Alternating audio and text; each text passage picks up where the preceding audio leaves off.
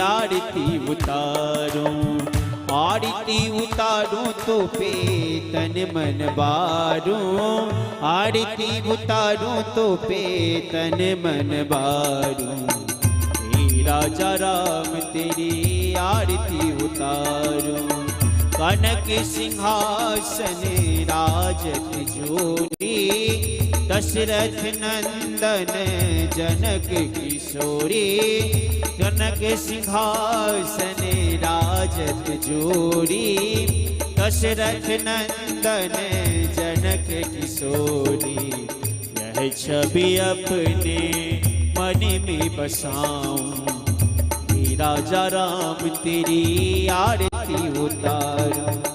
वाम भाग शोभित जग जननी, चरण विराजते ही सुत अंजनी।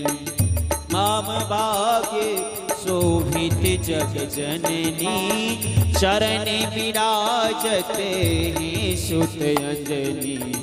इन्हीं चरणों में मैं शीश झुकाऊं, हे राजा राम तेरी आरती उतारूं।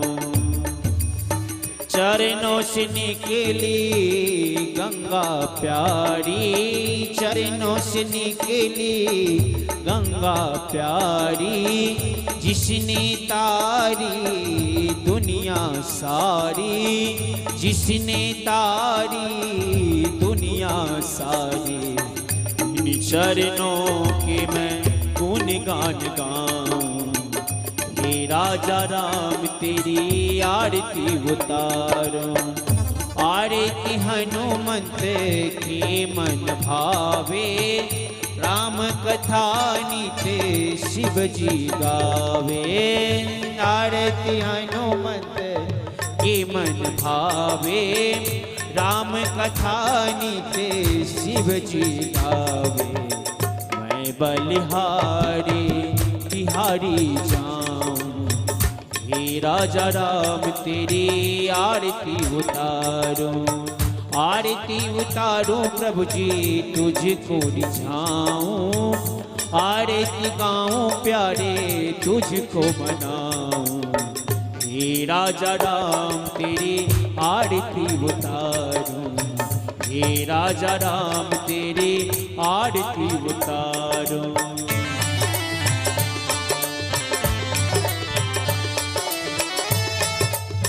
चरणों से निकली गंगा प्यारी, चरणों से निकली गंगा प्यारी, जिसने तारी दुनिया सारी, जिसने तारी दुनिया सारी।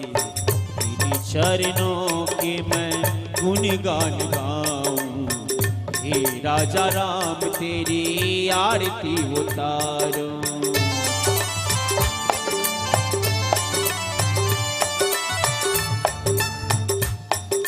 हे आरती हनुमत के मन भावे, राम कथा नित्य शिव जी गावे। आरती हनुमत के मन भावे, राम कथा नित्य शिव जी गावे। मैं बलिहारी बिहारी जाऊं, हे राजा राम तेरी आरती उतारूं, हे राजा राम तेरी आरती उतारूं, हे राजा राम तेरी आरती उतारूं। चरणस्थलेकरणं पुष्पै देवावन्दनं नमस्करोमि प्रणमोमि। मन्त्रपुष्पाञ्जलिः सेवन्तिका बकुलचम्पकपाटलाब्जय पुण्णागजातकरवीरशालपुष्पे बिल्वप्रवालतुलसीदलमञ्जरीभिः त्वं पूजयामि जगदीश्वर मे प्रसीद। पापोऽहं पापकर्माहं पापात्मा पापसम्भव, त्राहि मां पुण्डरीकाक्ष सर्वपापहरो भव। राजा रामचंद्र भगवान की, कृष्ण बलदेव भगवान की, अयोध्या धाम की, सरयुग मैया की, हनुमान जी महाराज की, काशी विश्वनाथ भगवान की, फलारी बाबा की, व्यास भगवान की जय। जय श्री सीताराम।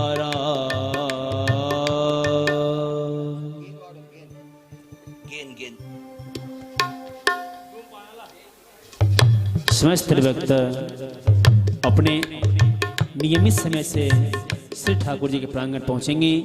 गुरुदेव भगवान मंचासीन हो चुके हैं।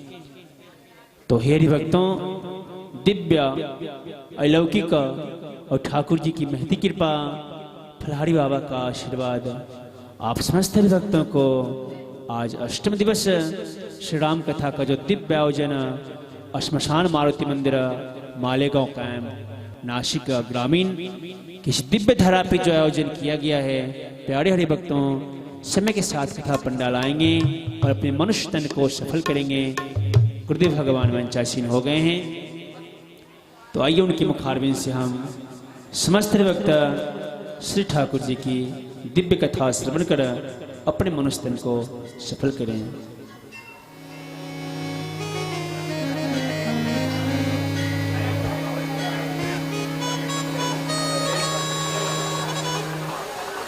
श्री गणेशाय नमः। श्री सरस्वत्यै नमः। श्री गुरुचरण कमलेभ्यो नमः। ओम नमो भगवते परमहंसास्वादित चरण कमल चिन्मकरंदाय भक्तजनमानस निवासाय श्री रामचंद्राय। ओम नमो भगवते उत्तम श्लोकाय नमः। आर्यलक्षणशीलव्रताय नमः। उपशिक्षितात्मन उपासित लोकाय नमः। साधुवादनिकषणाय नमो ब्रह्मण्यदेवाय महापुरुषाय महाराजाय नमः। श्री सीता लक्ष्मण भरत शत्रुघ्न हनुमत समेताय परब्रह्मणे श्री रामचंद्राय नमः। श्रीमन्महर्षि वाल्मीकि चरण कमलेभ्यो नमः। श्रीमद्गोस्वामी तुलसीदास चरण कमलेभ्यो नमः। वागीसाद्याः सुमनसा सर्वार्थानामुपक्रमे यमनत्वा कृतकृत्यास्यो तं नमामि गजाननम्। नीलाम्बुजश्यामलकोमलाङ्गम् सीतासंहारोपितवामभागम्। पाणौ महासायकचारुचापम् नमामि रामं रघुवंशनाथम्। रामाय रामभद्राय रामचन्द्राय वेदसे रघुनाथाय नाथाय सीतायाः पतये नमः। आरामः कल्पवृक्षाणां विरामः सकलापदाम् अभिरामस्त्रलोकानां रामः श्रीमान् सनः प्रभो। रामं रामानुजं सीतां भरतं भरतानुजं सुग्रीवं वायुसूनुं च प्रणमामि पुनः पुनः। जानकी जीवनं वन्दे माण्डवी प्राणवल्लभम्। उर्मिलारमणं वन्दे कीर्तिकान्तं नमाम्यहम्। अतुलितबलधामं हेमशैलाहदेहं दनुजवनकृशानुं ज्ञानिनामाग्रगण्यं सकलगुणनिधानं वानराणामधीशं रघुपतिप्रियभक्तं वातजातं नमामि। यत्र यत्र रघुनाथ कीर्तनं तत्र तत्र कृतमस्तकाञ्जलिं। वासुवारि परिपूर्णलोचनं मारुतिं नमत राक्षसान्तकम् वाञ्छाकल्पतरुभ्यश्च कृपासिन्धुभ्य एव च पतितानां पावनेभ्यो वैष्णवेभ्यो नमो नमः। योऽन्तः प्रविश्य मम वाचमिमां प्रसुप्तां सञ्जीवयतखिलः शक्तिधरः स्वधाम्नाम् अन्यास्ते हस्तचरणश्रवणत्वगादीन् प्राणान्नमो भगवते पुरुषाय तुभ्यम्।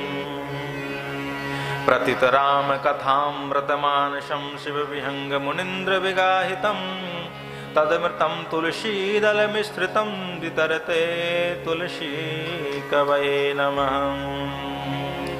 सीतानाथसमारम्भां रामानन्दार्यमध्यमाम् अस्मदाचार्यपर्यन्तां वन्दे गुरुपरम्पराम्।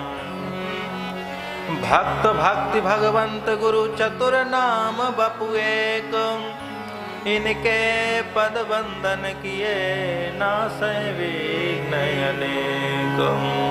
श्री गुरु चरण सरोज रज निज मन मुकुर सुधाय, वर्णौ रघुवर विमल जसु जोदायक फलचारि।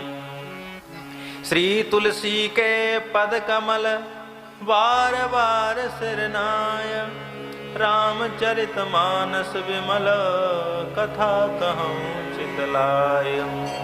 रामायण सुंदर रसिक कथा कहूँ विस्तार, भक्त शिरोमणि आइए सुनिए पवन कुमार। श्री सीतारामचंद्र भगवान की जय। श्री हनुमंत लाल जी महाराज की जय। श्री मन महर्षि वाल्मीकि जी महाराज की जय। आद्य गुरु स्वामी श्री रामानंदाचार्य भगवान की जय। श्री गोस्वामी तुलसीदास जी महाराज की जय। श्री फलारी जी महाराज की जय। श्री सद्गुरुदेव भगवान की जय। गौ माता की जय। संत समाज की जय। विप्र समाज की जय। जय जय सीता।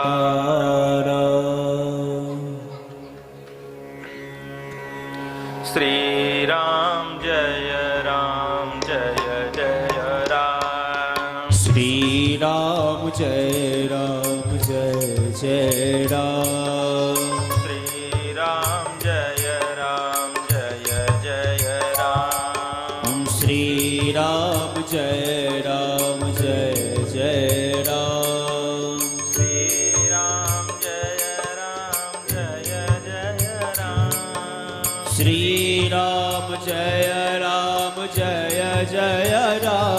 राम। श्री राम जय जय राम। श्री राम जय जय राम।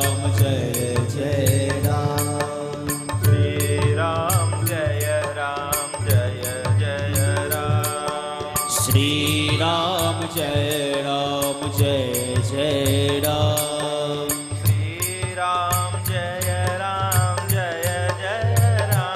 राम। श्री राम जय जय राम।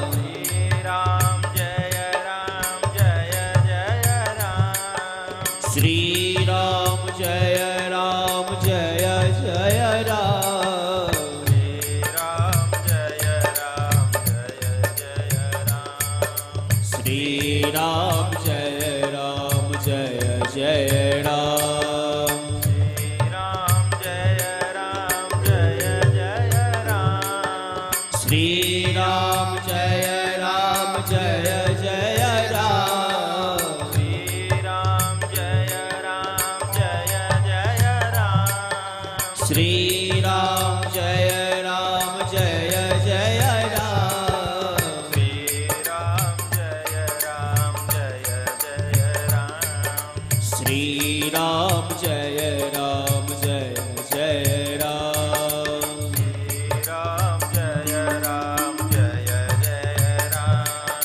श्री राम जय जय राम। श्री राम जय जय राम। श्री राम जय जय राम। श्री राम जय जय राम।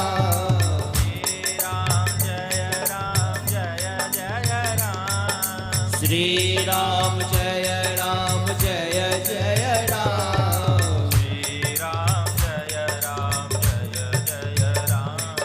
श्री राम जय जय राम। श्री राम जय जय राम।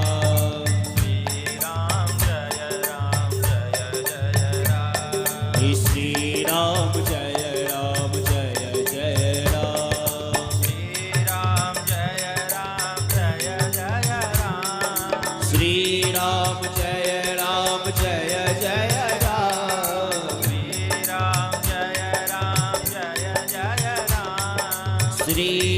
जय राम।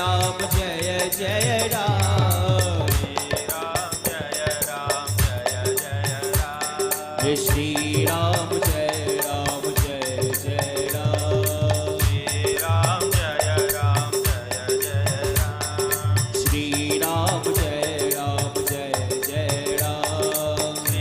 जय राम। श्री राम जय जय राम।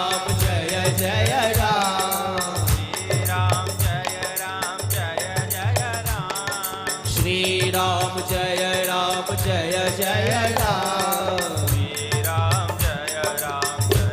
श्री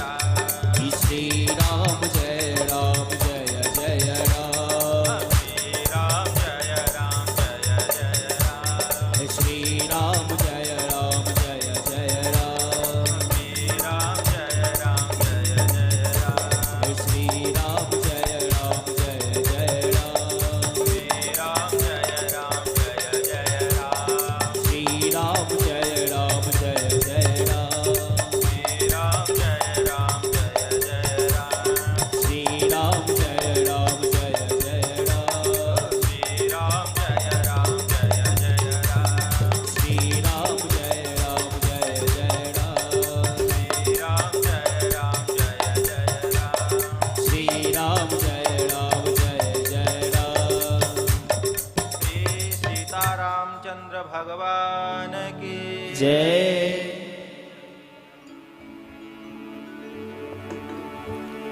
अकारण करुणा वरुणालय अनंतानंत कोटि ब्रह्मांड नायक अखिल हेय गुणगण निलय परात् पर ब्रह्म पुरुषोत्तम परमात्मा कौसल्या नंद वर्धन दशरथ नंदन दशरथ अजिर बिहारी भगवान श्री राघवेंद्र सरकार अनंत बलवंत भक्त शिरोमणि श्री हनुमंत लाल जी महाराज,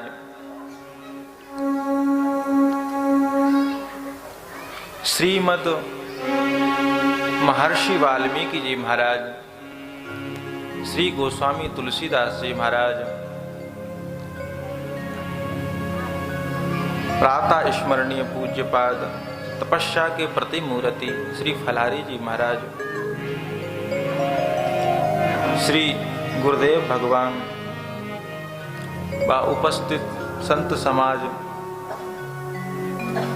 और समस्त श्रोतागण को मेरा वंदन अभिनंदन।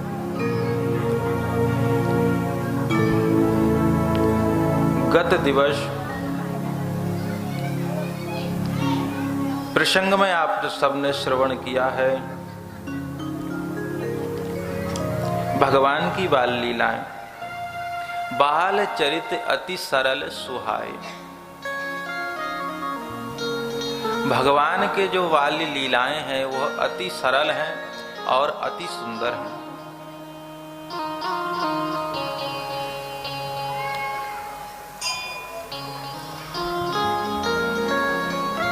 भगवान सरलता से जितने प्रसन्न होते हैं उतनी होशियारी से नहीं होते। आप लोग सान पट्टी कहते हैं, जास्ता साणा। सान पट्टी से भगवान प्रसन्न नहीं होते। भगवान को सरलता चाहिए। देवाला सरलता पाहिजे, सरलता।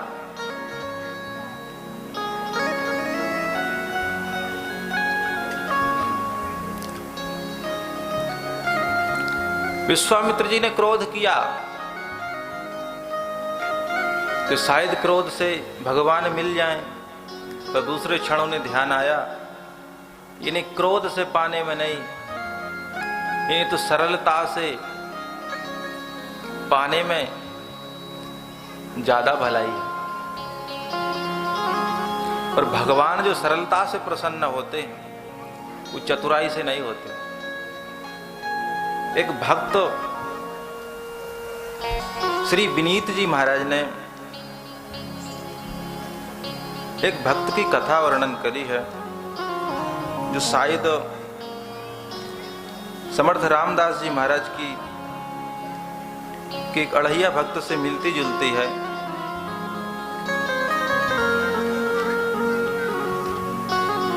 एक भक्त था गाजीपुर ग्राम का, जिसका नाम था ढैया। 4 भाई थे, सबसे छोटा यही था।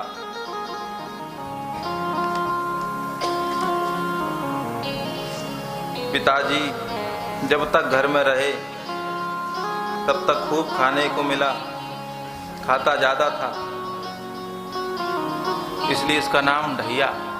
2.5 सेर खाता था, इतना बड़ा इसका खाता था। बैंक बैलेंस, बैंक अकाउंट, खाता, हिंदी में खाता कहते हैं। तो जब तक पिताजी रहे तब तक तो खूब खाने को मिला, पण पिताजी एक दिन बारले त्यांची मैयत झाली। अब खाने पीने के बांधे हो गए, क्या करें, भाभियां ताना मारें, विवाह हुआ नहीं था, कुछ काम धाम करते नहीं थे, तो खाना और लुढ़क जाना यही इनका काम था। खाए और सो गए।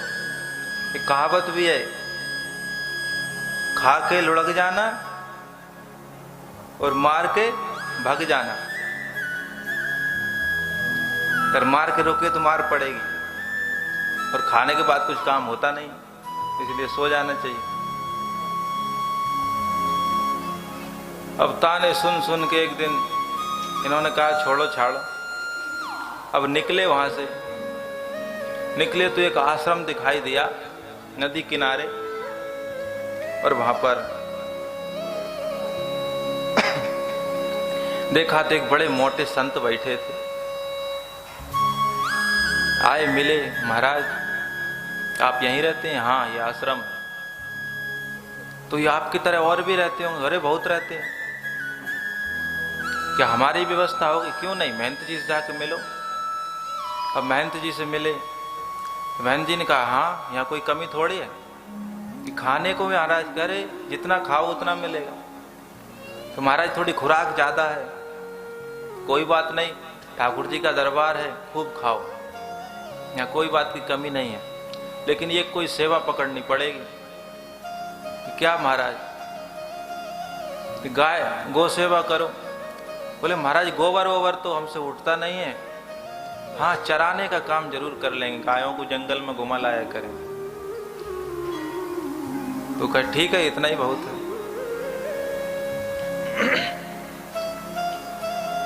धीरे धीरे गायों का काम मिल गया, सेवा करते गौ। अब समस्या यहां भी पीछे छोड़ने वाली नहीं थी। 10 दिन बीते, 11वें दिन एकादशी आ गई। अब चूल्हे चक्की सब बंद, स्वयं पाक दिखाई नहीं दिया बनते हुए। तो क्या करें? पूछा महाराज आज धुआं हुआ निकल नहीं रहा, रसोई बंद है, क्या बात है? बोले आज एकादशी है। अरे ये भी कोई होती है? बोले आज सब बंद रहता है, कल जलेंगे चूल्हे चक्की। महाराज आज अगर हम एकादशी कर लिए तो द्वादशी तो देख नहीं पाएंगे। ऐसी स्थिति। बोले कुछ भी हो हमारी व्यवस्था तो करो। बोले यहाँ तो बनेगा नहीं, एक काम करो, गुरुजी से मिले, सूखा सामान दे देते हैं और भाई नदी किनारे गायों को चराते चराते बना करके ठाकुर जी को भोग लगा के पाना। हाँ ठीक है, मरता क्या नहीं करता, बना लेंगे।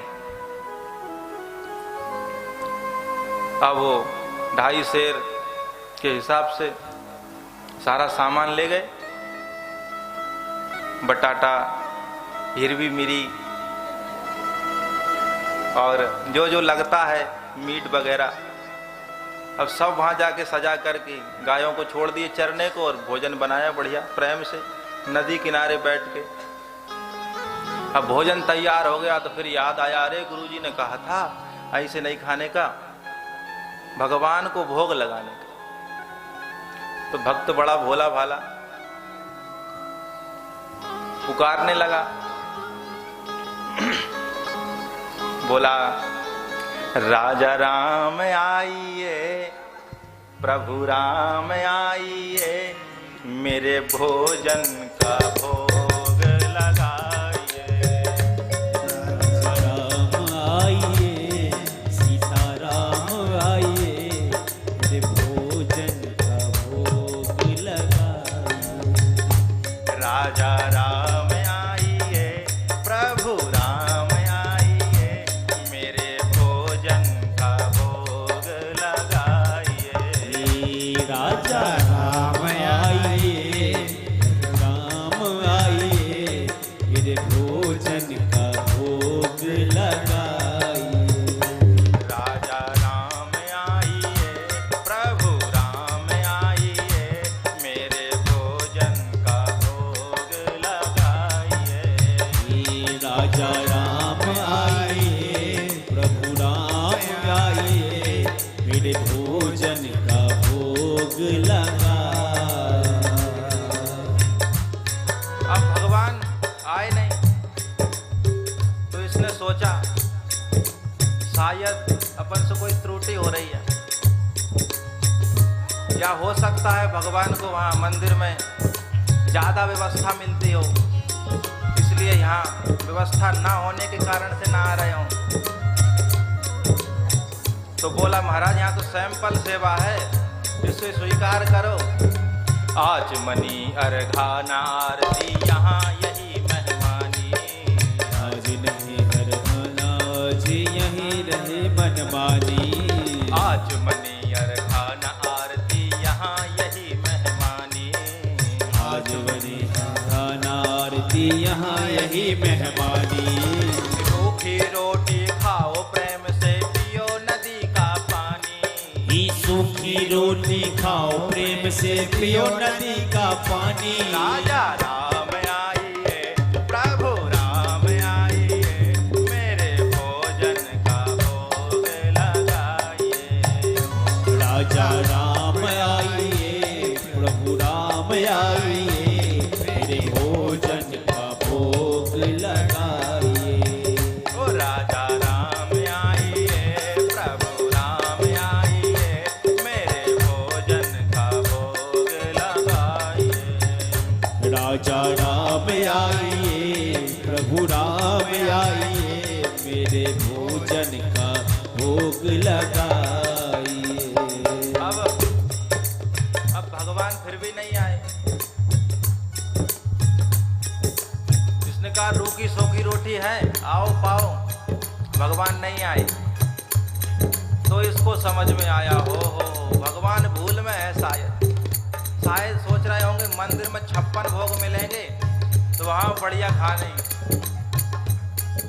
तो भगत बड़ा भोला भाला बोला, भूल करोगे अगर इनको छोड़ दोगे तो, वहाँ तो एकादशी है। भूल करोगे जो तज दोगे, भोजन रूखे सूखे। भूल करोगे जो तज दोगे, भोजन रूखे सूखे। भूल करोगे जो तज दोगे, भोजन रूखे सूखे। भूल करोगे जो तज दोगे, भोजन रूखे सूखे। एकादशी मंदिर में आज है, बैठे रहोगे भूखे। एकादशी यहाँ मंदिर में बैठे रहोगे भूखे। एकादशी मंदिर में आज है बैठे रहोगे भूखे।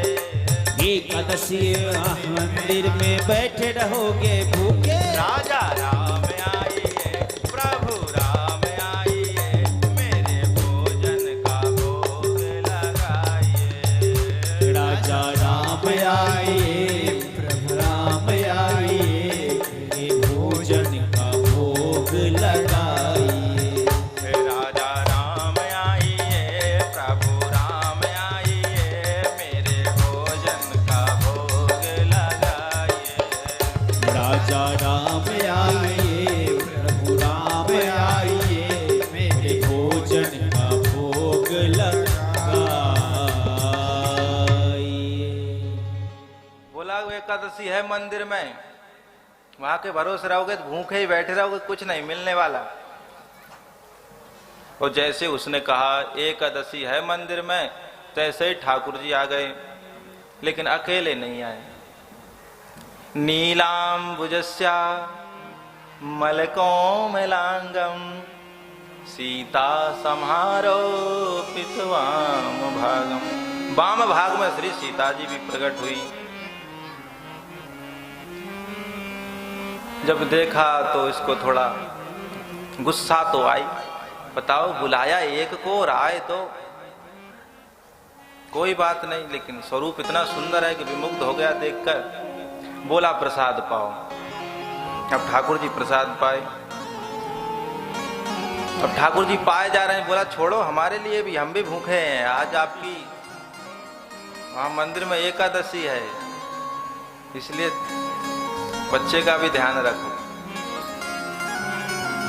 अब इस प्रकार से अब फिर गाय चरा के घर आ गया। वो आश्रम आ गया। आश्रम आने के बाद फिर 15 दिन बाद ठंडी रही, फिर वही हाल, फिर एकादशी आ गई और फिर रसोई बंद, धुआं निकलना बंद। फिर पूछा, बोला एकादशी है, तो कहे अरे फिर समस्या आ गई।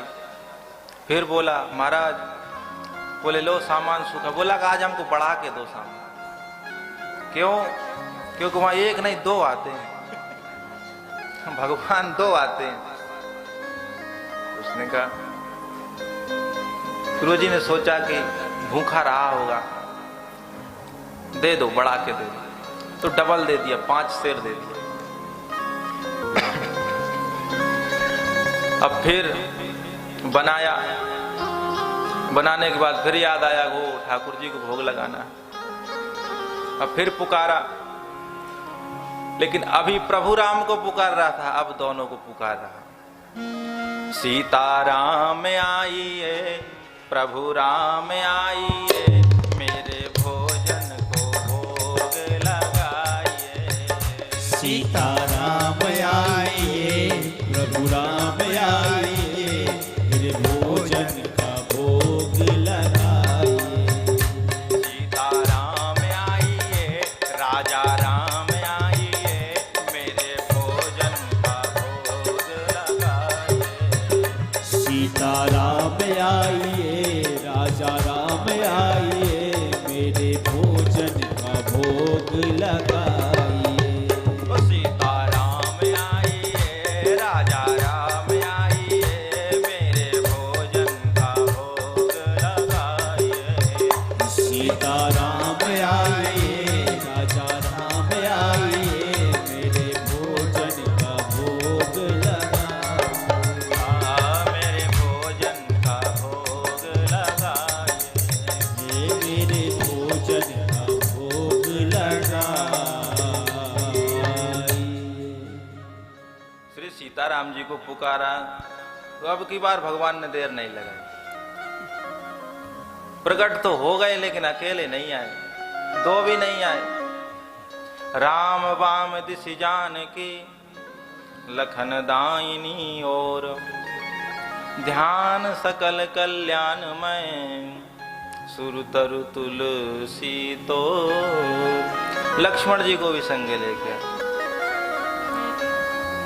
देखा तो थोड़ा और नाराज सा हुआ। बोला ये कौन है? बोलो कि हमारे भाई हैं लक्ष्मण जी।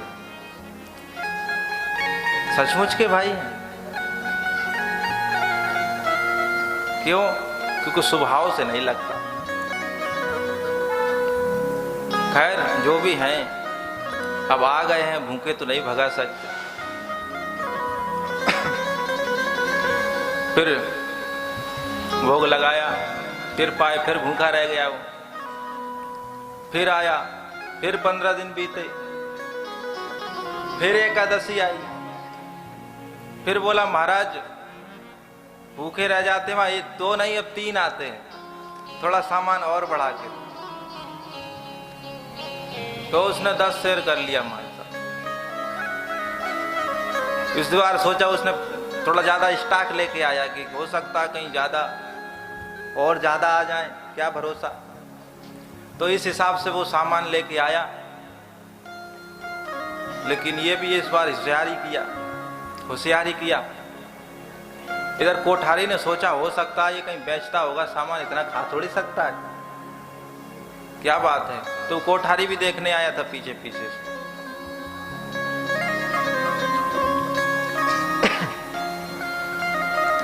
तो इसने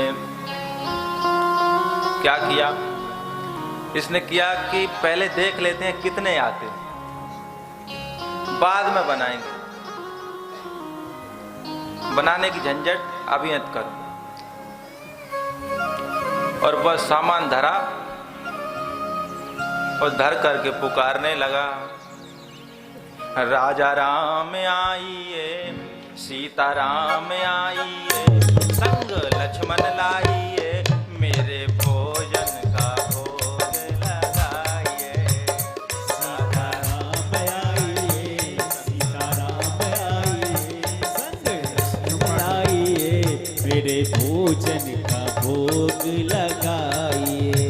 ओ राजा राम आइए, सीता राम आइए, संग लक्ष्मण लाइए, मेरे भोजन का भोग लगाइए। राजा राम आइए, सीता राम आइए, संग लक्ष्मण लाइए, मेरे भोजन का भोग लगाइए। ओ राजा राम आइए, प्रभु राम आइए, संग लक्ष्मण लाइए, मेरे भोजन का भोग लगाइए। राम आइए, राजा राम आइए, संग लक्ष्मण लाइए, मेरे भोजन का भोग लगाइए। मेरे भोजन का भोग लगाइए। मेरे भोजन का भोग लगाइए। मेरे भोजन का भोग लगाइए। मेरे भोजन का भोग लगाइए।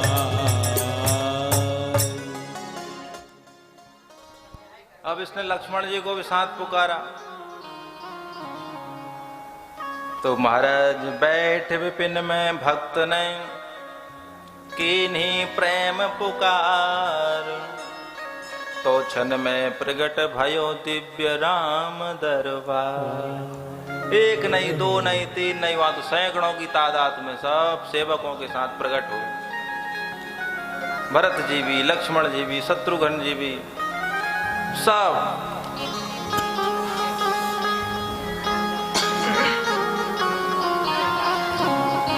ऐसा दिव्य दरबार। अब ये देखते ही इसकी खोपड़ी चढ़ गई महाराज। अरे राम, बताओ, थोड़ा अभी तक तो थोड़ा थोड़ा प्रसाद मिलते ही गया, अब तो पत्ता कट, अब कुछ नहीं मिलेगा। तो झगड़ पड़ा भगवान से, बोला प्रथम दिवस भोजन हित मैंने आसन जब लगाई, उधर न मैं भर सख्यो सीय जब सन्मुख आई। प्रथम एकादशी को मैंने आसन लगाई, अकेला बुलाया, 2 आए, तो मैं अपना उधर नहीं भर सका जब सीता जी को देखा तो। और फिर विनीत आए भाई पर भाई, निराहार मैं रहूं आज मुझे परत दिखाई। फिर भाई पे भाई आते चले गए, आज तो लगता है कुछ मिलने ही वाला नहीं है। तुम नहीं तजत सुबानियां अपनी कहते हम समझाए। तुम अपनी आदत नहीं छोड़ते, हमने कितना समझाया। हमने पूछा भी था कि कितने आओगे बता दो पहले, हम उस हिसाब से स्टॉक करके लाते, बस कहते आ जाएंगे आ जाएंगे। तुम नहीं तजत सुबानियां अपनी कहते हम समझाए। नारी नर नारिन की कौन कहे संग बान रहूं इकलाए। नर नारी को तो छोड़ो, बंदर तक साथ लेके आए श्री हनुमान जी महाराज। ऐसा दिव्य दरबार। बोले अब बनाओ। हम नहीं बनाएंगे। क्यों नहीं बनाओगे? जब मिलना ही नहीं है तो काय को बनाओ। फाइनल है वो तो। आज कुछ नहीं मिलना, इसलिए हमको बनाना भी नहीं, संतोष करने। और लेट गया पैर पे पैर धर के, आंख बंद कर बनाओ। अब राम जी ने कहा अब क्या करें भाई, अब तो बनाना पड़ेगा। तो भरत जी ने बेड़ा उठाया। श्री भरत जी भंडारे बनाने लगे। श्री भरत जी भंडारे बनाने लगे। श्री भरत जी भंडारे बनाने लगे। श्री भरत जी भंडारे बनाने लगे। चुन के लकड़ी लखन लाल लाने लगे। चुन के लकड़ी लखन लाल लाने लगे। चुन के लकड़ी लखन लाल लाने लगे। चुन के लकड़ी लखन लाल लाने लगे। भरत जी भंडारे की तैयारी कर रहे हैं तो लक्ष्मण जी महाराज लकड़ियां बीन रहे हैं। अब लकड़ियां भी लगेंगी, गोबरी भी लगेगी, तो गोबरी यानी लाकड़ी से सर्व व्यवस्था करते लक्ष्मण जी महाराज। अब हनुमान जी महाराज को कहा गया कि अब आप क्या करेंगे? बोले हम व्यवस्था करते हैं, यहाँ चौका जगह भी तो साफ सफाई करनी पड़ेगी। तो पूछते आंजनेय चौका को, पूछ से चौका लगा रहे हैं। पहले झाड़ू लगा रहे हैं पूंछ से, तो बाद में हाथ से। पूछते आंजनेय चौका को, पीछे हाथों से चौका लगाने लगे। पीछे हाथों से चौका लगाने लगे। पीछे हाथों से चौका लगाने लगे। पीछे हाथ से चौका लगाने लगे। अब इधर श्री शत्रुघ्न जी महाराज चेते चूल्हे उधर और उधर शत्रुघ्न। श्री हनुमान जी महाराज ने चूल्हा चेता दिया तो शत्रुघ्न जी महाराज चेते चूल्हे इधर और उधर शत्रुघ्न साग भाजी अमनिया कराने लगे। साग भाजी अमनिया करने लगे। साग भाजी अमनिया कराने लगे। साग भाजी अमनिया करने लगे। साग भाजी अमनिया करा रहे हैं। अमनिया साधु साई में किसी भी वस्तु को काटना पीटना हो या गेहूं भी साफ करना हो तो अमनिया कहते हैं। माने अमनिया पर्यायवाची शब्द है, हर जगह यूज होता है। तो साग भाजी अमनिया कराने का मतलब है साग भाजी को काट रहे हैं, तो साग भाजी अमनिया करने लगे। अब इधर श्री जानकी जी रसोई में आकर बैठी, तो जैसे ही जानकी जी ने अपनी रिद्धि सिद्धियों की तरफ देखा, पा के संकेत शक्ति का जत्थो वहां, पा के संकेत शक्ति का जत्थो वहां, अष्ट सिद्धि नवनिधि के आने लगे। अष्ट सिद्धि नवनिधि के आने लगे। अष्ट सिद्धि नवनिधि के आने लगे। अष्ट सिद्धि नवनिधि के आने लगे। अष्ट सिद्धि नवनिधि के आने लगे। अष्ट सिद्धि नवनिधि के आने जैसे ही जानकी जी रसोई में आकर बैठी तो ऋषि मुनियों से, देवताओं से सारा आकाश घिर गया। ऐसी कोई जगह नहीं रही जहां देवता ना तक रहे हो, ऋषि मुनि ना देख रहे हो कि हमें भी थोड़ा, हमें भी थोड़ा। अष्ट सिद्धि नौ निधि के वहां समूह के समूह आने लगे। और महाराज जानकी जी जहां बैठ जाए वहां किस बात की क्या में। तो इसने देखा सारा दृश्य तो सारा मूड खराब हो गया। बोला अब कुछ शंका थी, थोड़ा बहुत बचता, सो अब बच नहीं थी।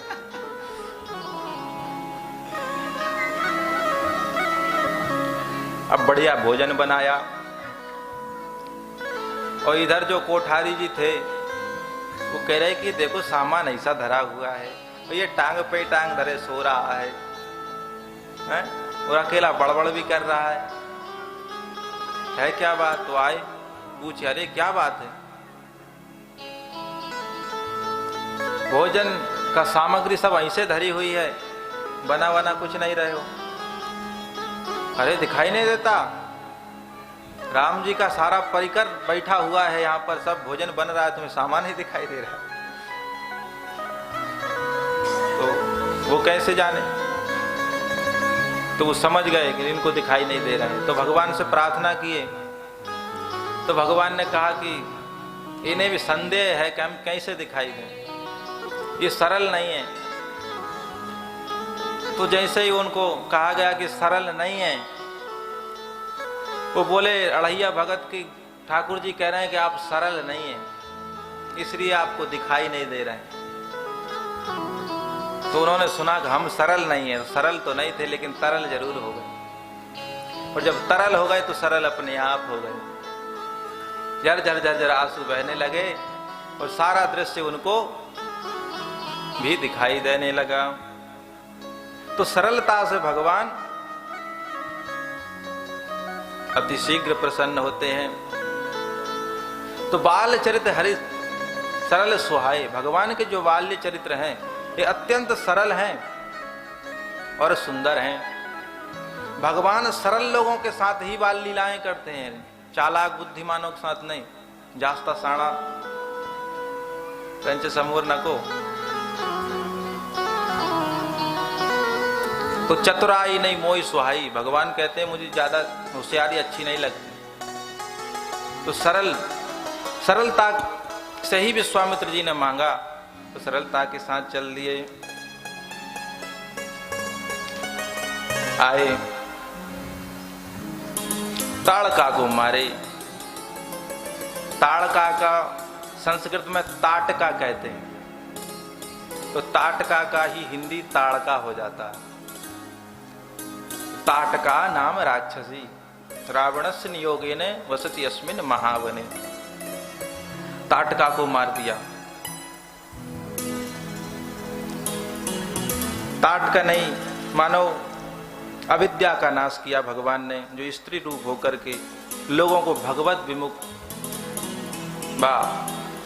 मनुष्यों को, मुनि पुत्रों को और मृगों को खाया जाया करती थी। अच्छा, मनुष्यों को खा जाती थी, मनुष्यों में छोटा बड़ा नहीं देखती थी, लेकिन मुनियों में देखती थी छोटा बड़ा।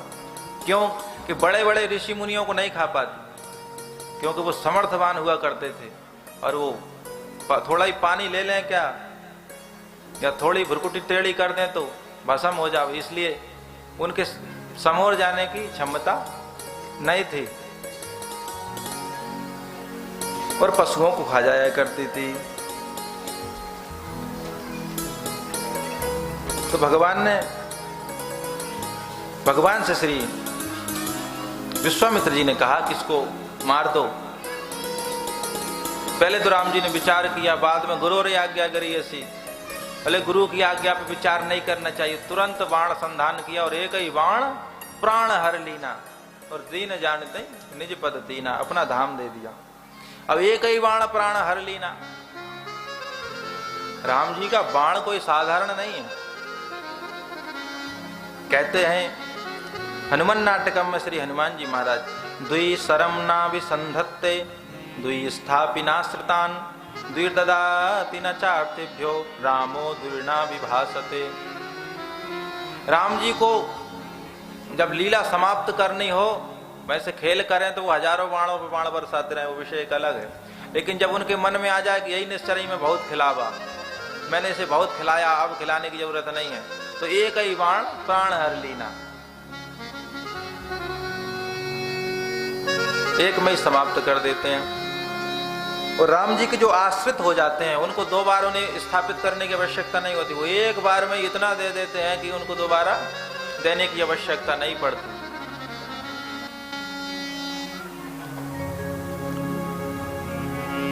और रामो दुर्ना विभासते, राम जी दो बार नहीं बोलते, एक बार जो बोल दिया वो पत्थर की लकीर हो गया। तो ऐसे श्री राम जी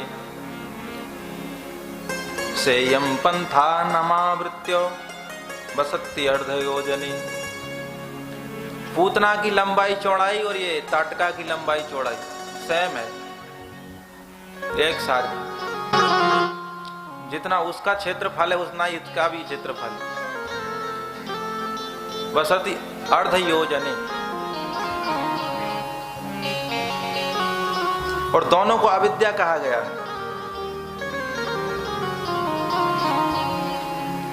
तो दोनों अविद्या का स्वरूप है। भगवान ने मानो इसे मारकर अविद्या का नाश किया, और फिर जब इसे मारा तो विश्वामित्र चीन का यही मेरे नाथ हैं, और विद्यानिधि कहा विद्या देनी, विद्या दे करके आयुध सर्व समर्पिक प्रभु निज आश्रम यानी, कंद मूल फल भोजन दीन भगत हित जान। अब यहां 56 भोग तो बनते नहीं है, यहां तो ऋषि महात्मा है तो कंद मूल फल का ही आहार है। अब जो राम जी महल में नित्य 56 भोग आरोगते हैं, तो जिस प्रेम से, जिस भाव से वो 56 भोग आरोगते हैं, उसी भाव से वो कंदमूल फल भी खा रहे हैं। उन्हें कोई शिकायत नहीं है कि हमें 56 भोग ही चाहिए। दीन भगत हित जान, क्योंकि भगवान प्रेम देखते हैं, भोजन का स्वरूप नहीं देखते कि इसमें है क्या थाली में। विदुरानी भगवान को छिलका खिला देती है केले की, और केले नीचे फेंक देती है।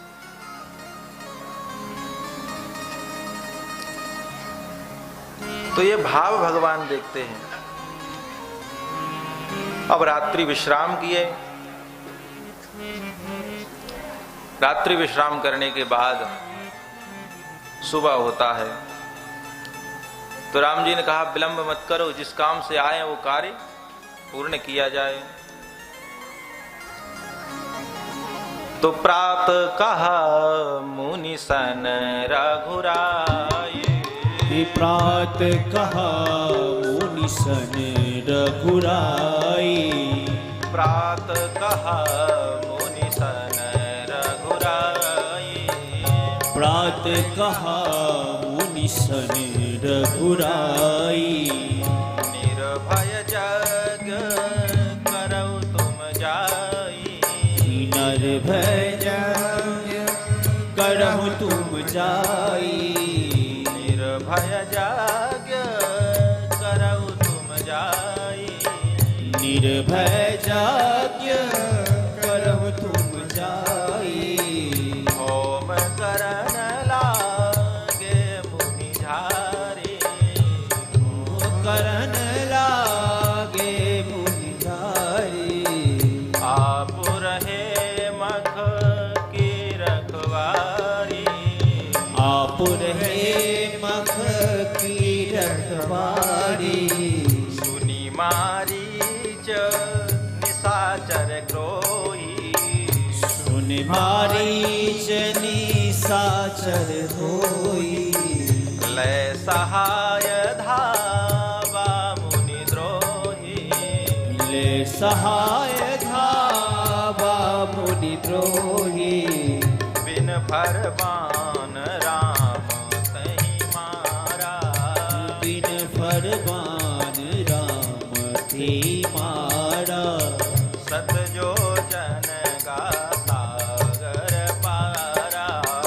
सत योजन कर पारा।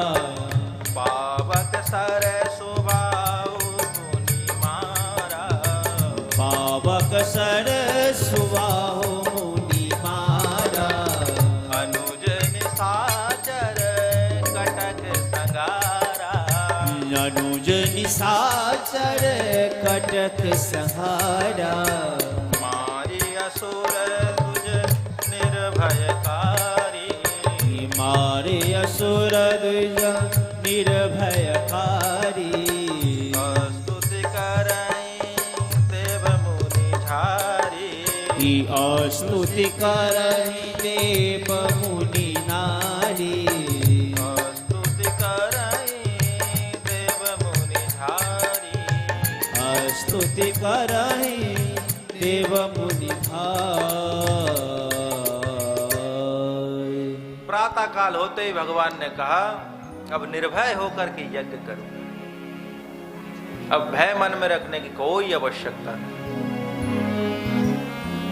और भगवान अनिद्रम षडहोरात्रम तपोवन मरक्षताम,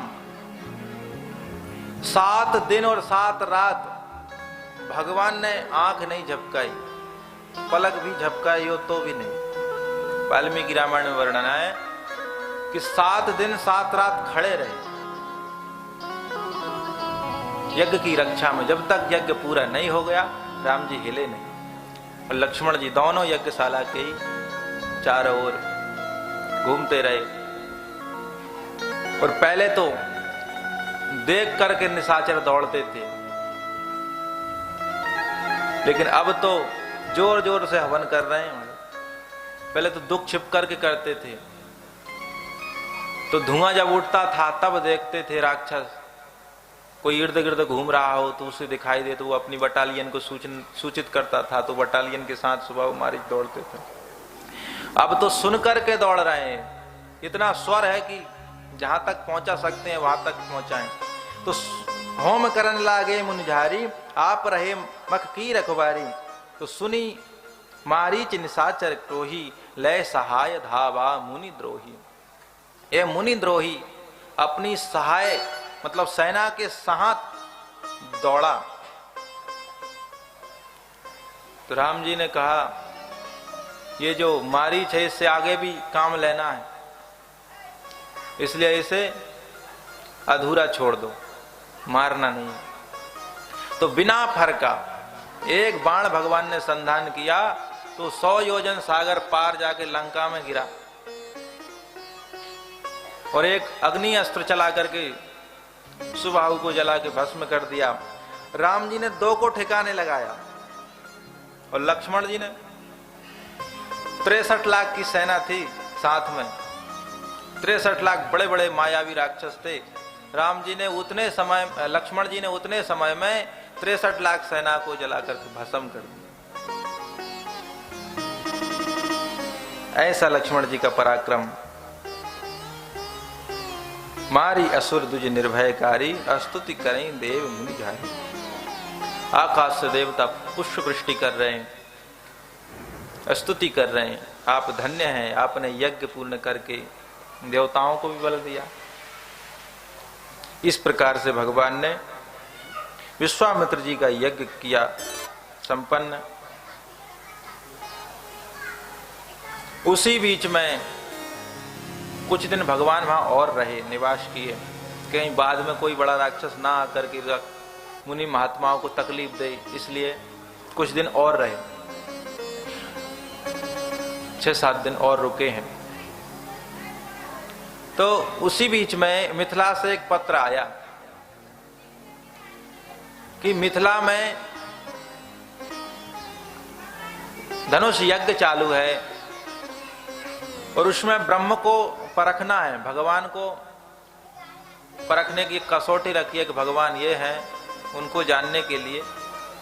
तो हम कहीं चूक सकते हैं, इसलिए आप ब्रह्म ज्ञानी हैं, आप आइए और ब्रह्म की पहचान करिए। तो विश्वामित्र जी को ब्रह्म की पहचान करने के लिए बुलाया गया था, लेकिन ये ब्रह्म को लेकर ही चले गए। विश्वामित्र जी ने कहा कि राघव, मिथिला से पत्र आया है, तो चलो अब मिथिला नगरिया घूम लिया जाए। अब मार्ग में चल रहे हैं, चलते चलते एक निर्जन आश्रम दिखाई दिया।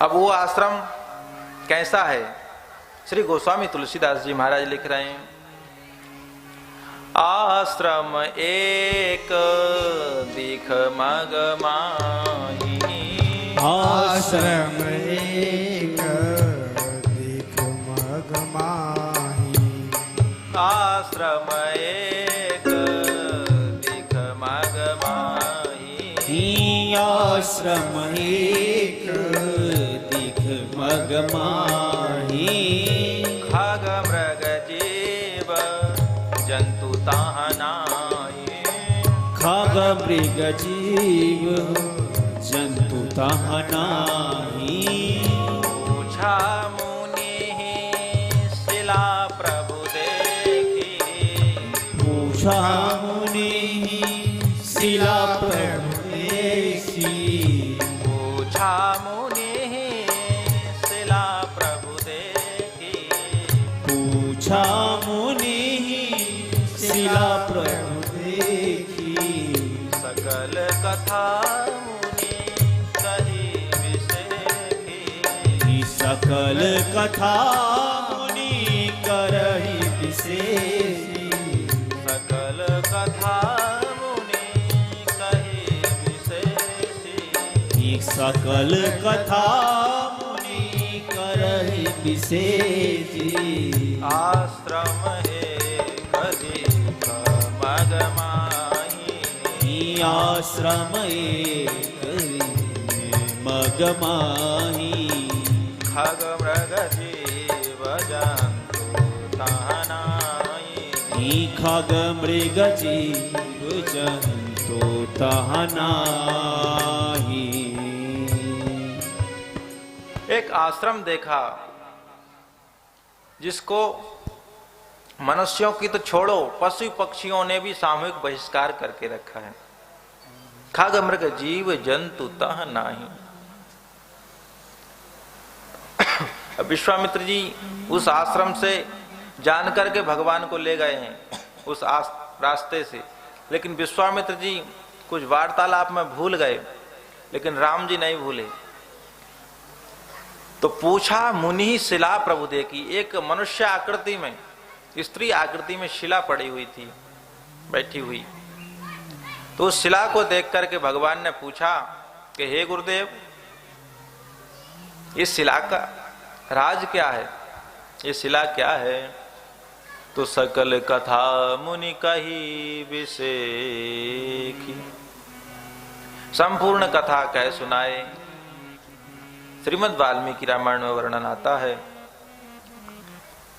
कि ब्रह्मा जी ने सृष्टि करी, लेकिन इनको संतोष नहीं हुआ। इन्होंने सोचा कुछ और भी सुंदर बनाया जाए। तो एक अहिल्या नाम की देवी का निर्माण किया ब्रह्मा जी ने। हल्य कहते हैं कुरूपता को, जो अति कुरूप हो उसे हल्य कहते हैं, और अहल्य कहते हैं सुंदर को। माने जो कुरूपता से बाहर है, सुंदर है, उसे कहते हैं अहल्य। और अहिल्या कहते हैं अतीव सुंदर। तो ये अतीव सुंदर स्त्री का निर्माण किया, तो इसे देख करके देवराज इंद्र भी चाहने लगे कि ये तो हमें मिलेगी।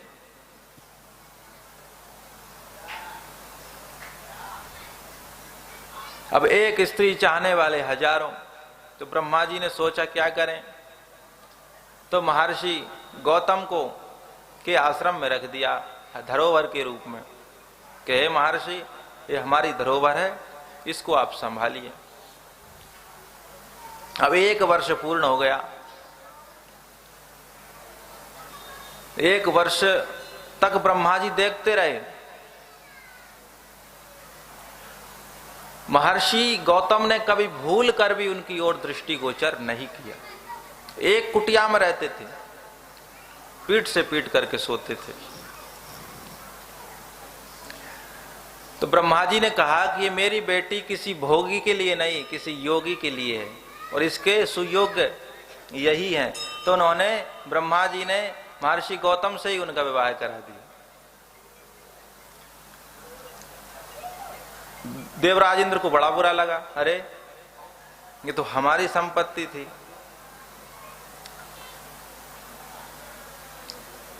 फिर इनसे 2 संतान की प्राप्ति हुई। एक श्री अंजनी जी, जिनके पुत्र श्री हनुमान जी महाराज हुए, और एक सतानंद जी महाराज, जो मिथिला के कुल पुरोहित हैं, आचार्य हैं। समय पाया इंद्र ने देवी अहिल्या के साथ छल किया। एक बार की बात है, अर्धरात्रि मैं मुर्गा को व चंद्रमा को आदेश दिया कि उदित हो जाओ। चंद्रमा उदित हो गए। महर्षि को लगा कि सुबह हो गया, ब्रह्म मुहूर्त आ गया, और वो स्नान करने के लिए चल दिए गंगा जी। इधर देवराज इंद्र ने महर्षि गौतम का वेश धारण किया और देवी के साथ आए, छल किया। तब तक महर्षि गौतम गंगा स्नान करने गए थे। गंगा जी ने कहा, रे मूर्ख, अर्धरात्रि में मुझे जगाने आ गया। तो गंगा जी ने सचेत किया, वहां कुछ गलत हो रहा है, दौड़ के जाओ। तो जैसे ही आए तैसे ही गौतम रूपधारी इंद्र कुटिया से निकल के भाग रहे थे। तो अपने ही स्वरूप को सामने देखा तो गौतम क्रोध में भर गए और कहा, मूर्ख कौन है तू? तो इंद्र अपने स्वरूप में आया, क्रोध में भर के श्राप दिया, जा तेरे शरीर में भग ही भग हो जाए, हजारों भग हो जाए। देवी अहिल्या ने साथ दिया। इसलिए वाल्मीकि रामायण के अनुसार देवी अहिल्या भी गलत थी। वो जानती थी कि यह देवराज इंद्र है, फिर भी उन्होंने साथ दिया। इसलिए अहिल्या को भी श्राप दिया, तेरी बुद्धि में पत्थर पड़ गया, तू, तेरी बुद्धि जड़ हो गई, इसलिए जा तू पत्थर की हो जा।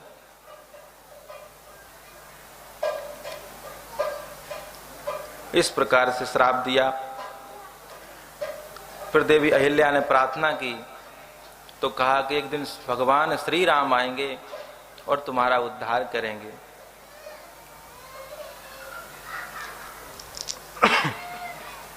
तो महर्षि विश्वामित्र जी कहते हैं, गौतम नारी श्राप बस उपल देह धरि धीर, चरण कमल रज चाहती, कृपा करो रघुवीर।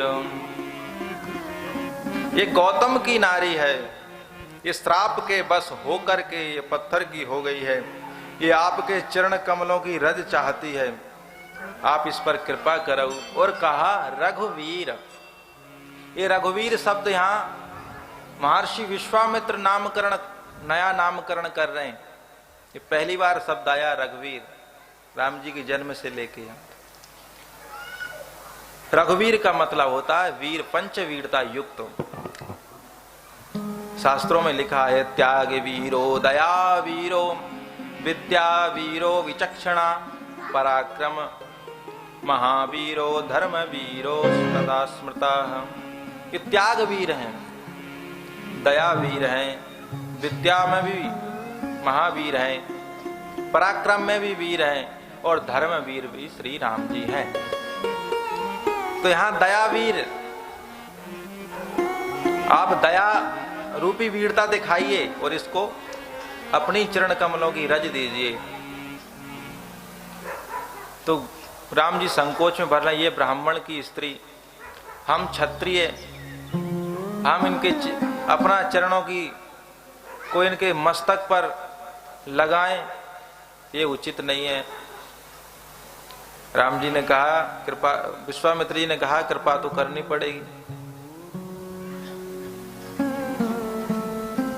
तो राम जी संकोच में भर के अपने पैर को धूल में सान करके सोचे कि थोड़ी सी गिरा देंगे, इससे काम बन जाएगा।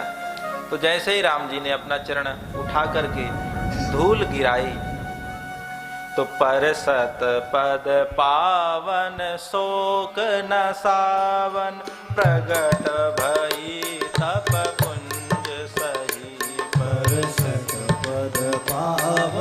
शोक न सावा, प्रकट भई तब पुंज सही। देखत रघुनायक जन सुखदायक, सन्मुख होई कर जोर रही। देखत रघुनायक जन सुखदायक, सन्मुख होई कर जोरी करी। अति प्रेम अधीरा पुलक शरीरा, मुख नहीं आवई बचन कही। अति प्रेम शरीर पुलक शरीरा, मुख नहीं आवई बचन करी। धीरज मन कीना, प्रभु कहाँ चीना, रघुपति कृपा भगति पाई। धीरज मन कीन्हा, रघुपति कीन्हा।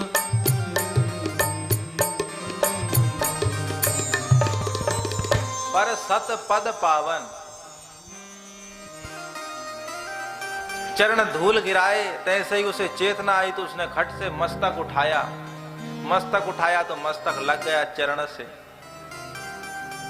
तो राम जी तो और लज्जा में संकुचित हो गए। तो पर सतपद पावन शोक न सावन, प्रगट भई तप पुंज सही। सच का सही का तप तो इसी का है, भगवान के चरण से यह प्रकट हो रही है। और प्रकट होते ही रघुनाथ जी को सामने देखा। देखत रघुनायक जन सुखदायक, सन्मुख होई कर जोर रही। हाथ जोड़ करके प्रार्थना कर रही है। नेत्रों से झरझर आंसू बह रहे हैं, मुख से वचन नहीं निकल पा रहे हैं। अपने आप को अतिशय बड़भागी कह रही है। चरणों में गिर पड़ी। फिर मन में धीरज धारण करके अत्यंत निर्मल वाणी से भगवान की स्तुति कर रही है कि हे ज्ञान गम्य रघुराई, आपकी जय हो।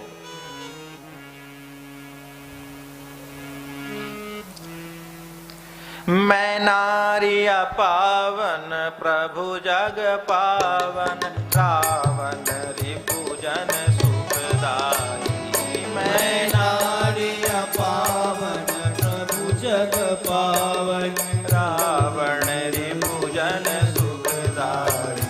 राजीव विलोचन भव भय मोचन, पाई पाई शरण आई। राजीव विलोचन भव भय मोचन, पाई पाई शरण। मुनि श्राप जो दीन्हा, अति भल कीना, परम अनुग्रह मैं माना। मुनि श्राप जो दीन्हा, अति भल कीना, परम अनुग्रह मैं माना।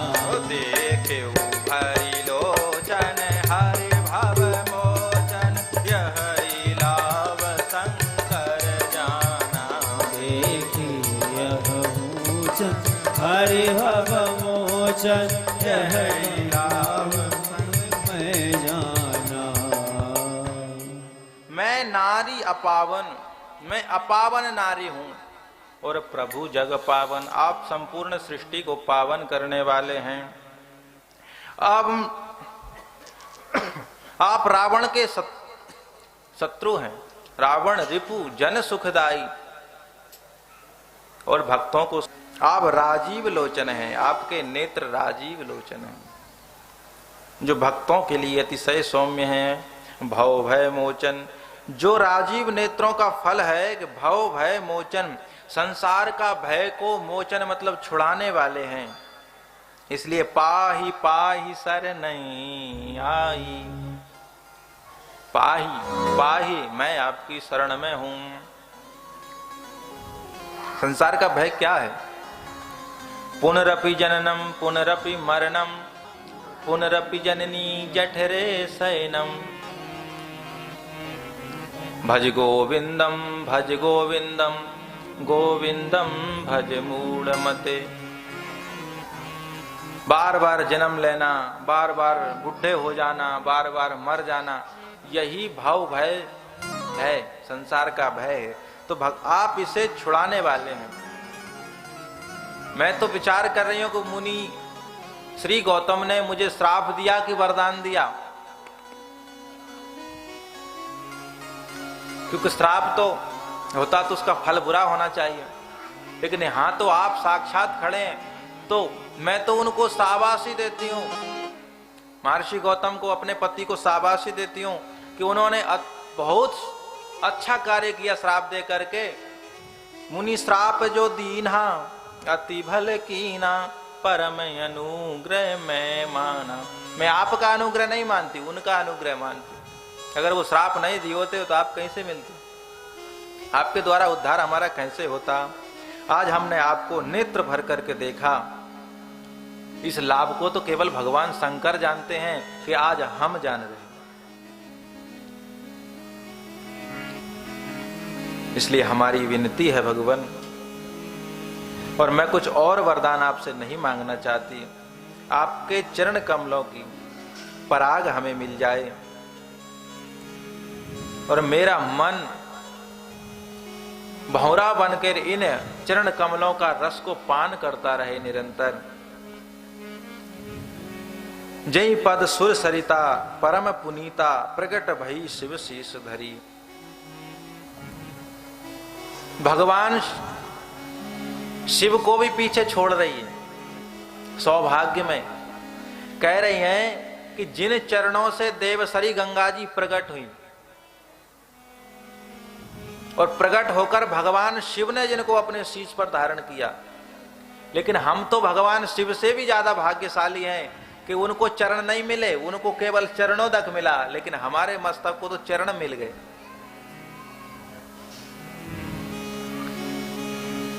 सोई पद पंकज जई पूजत अज, मम सिर धरे कृपाल हरि।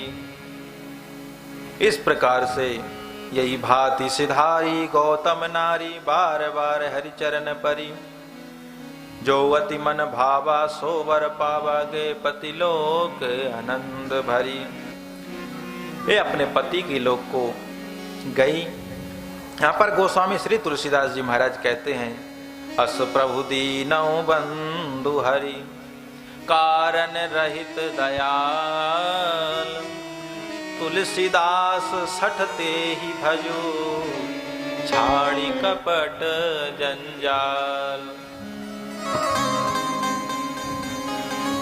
ऐसे प्रभु दीन बंधु जो हरि हैं, अहिल्या के पापों को हरने वाले हैं, बिना कारण के ही दया करने वाले। अहिल्या ने कौन सा भगवान को प्रसन्न करने के लिए कोई कारण किया था? कोई कारण नहीं, लेकिन भगवान बिना कारण के ही दया करके उसको मिले। अरे तुलसीदास सठ, ऐसे प्रभु को कपट और सांसारिक जंजाल छोड़ करके भज, यही तेरा कल्याण करने वाले हैं। ऐसा गोस्वामी तुलसीदास जी महाराज अपने मन को उपदेश देते हैं। है करामात क्या उनकी चरणों की रज में, जाकर के गौतम की नारी से पूछो, जाकर के गौतम की नारी से पूछो। है करामात क्या इनके चरणों की रज में, है करामात क्या इनके चरणों की रज में। जाकर के गौतम की नारी से पूछो, जाकर के गौतम की नारी से पूछो। भरी इनकी आंखों में है कितनी करुणा, भरी इनकी आंखों में है कितनी करुणा। जाकर सुदामा भिखारी से पूछो, जाकर सुदामा भिखारी से पूछो।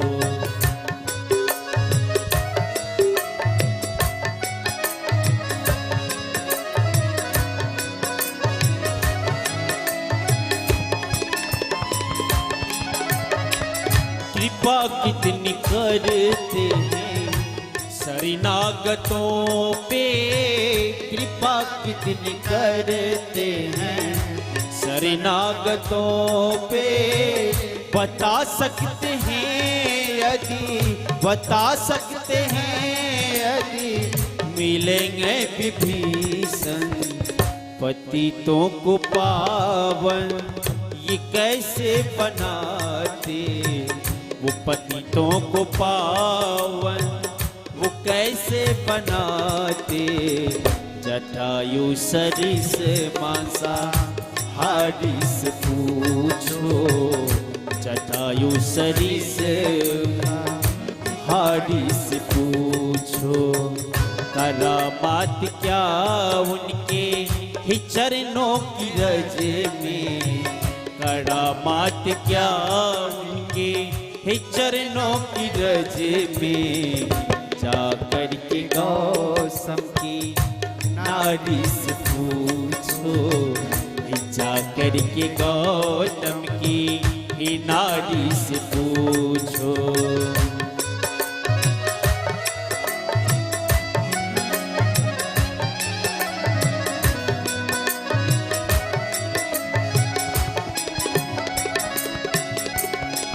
प्रभु कैसे सुनते हैं दुखियों की आहें, प्रभु कैसे सुनते हैं दुखियों की आहें। प्रभु कैसे सुनते हैं दुखियों की आहें, प्रभु कैसे सुनते हैं दुखियों की आहें। पता तुम्हें ज्ञात हो राजा, तुम्हें ज्ञात हो राजा वली की कहानी। निराधार का आधार है जग में, निराधार का आधार है जग में। ये प्रश्न द्रौपदी दुलारी से पूछो, ये प्रश्न द्रुपद दुलारी से पूछो। करामात क्या उनके चरणों की रज में, करामात क्या उनके चरणों की रज में। जाकर के गौतम की नारी से पूछो, जाकर के गौतम की नारी से पूछो।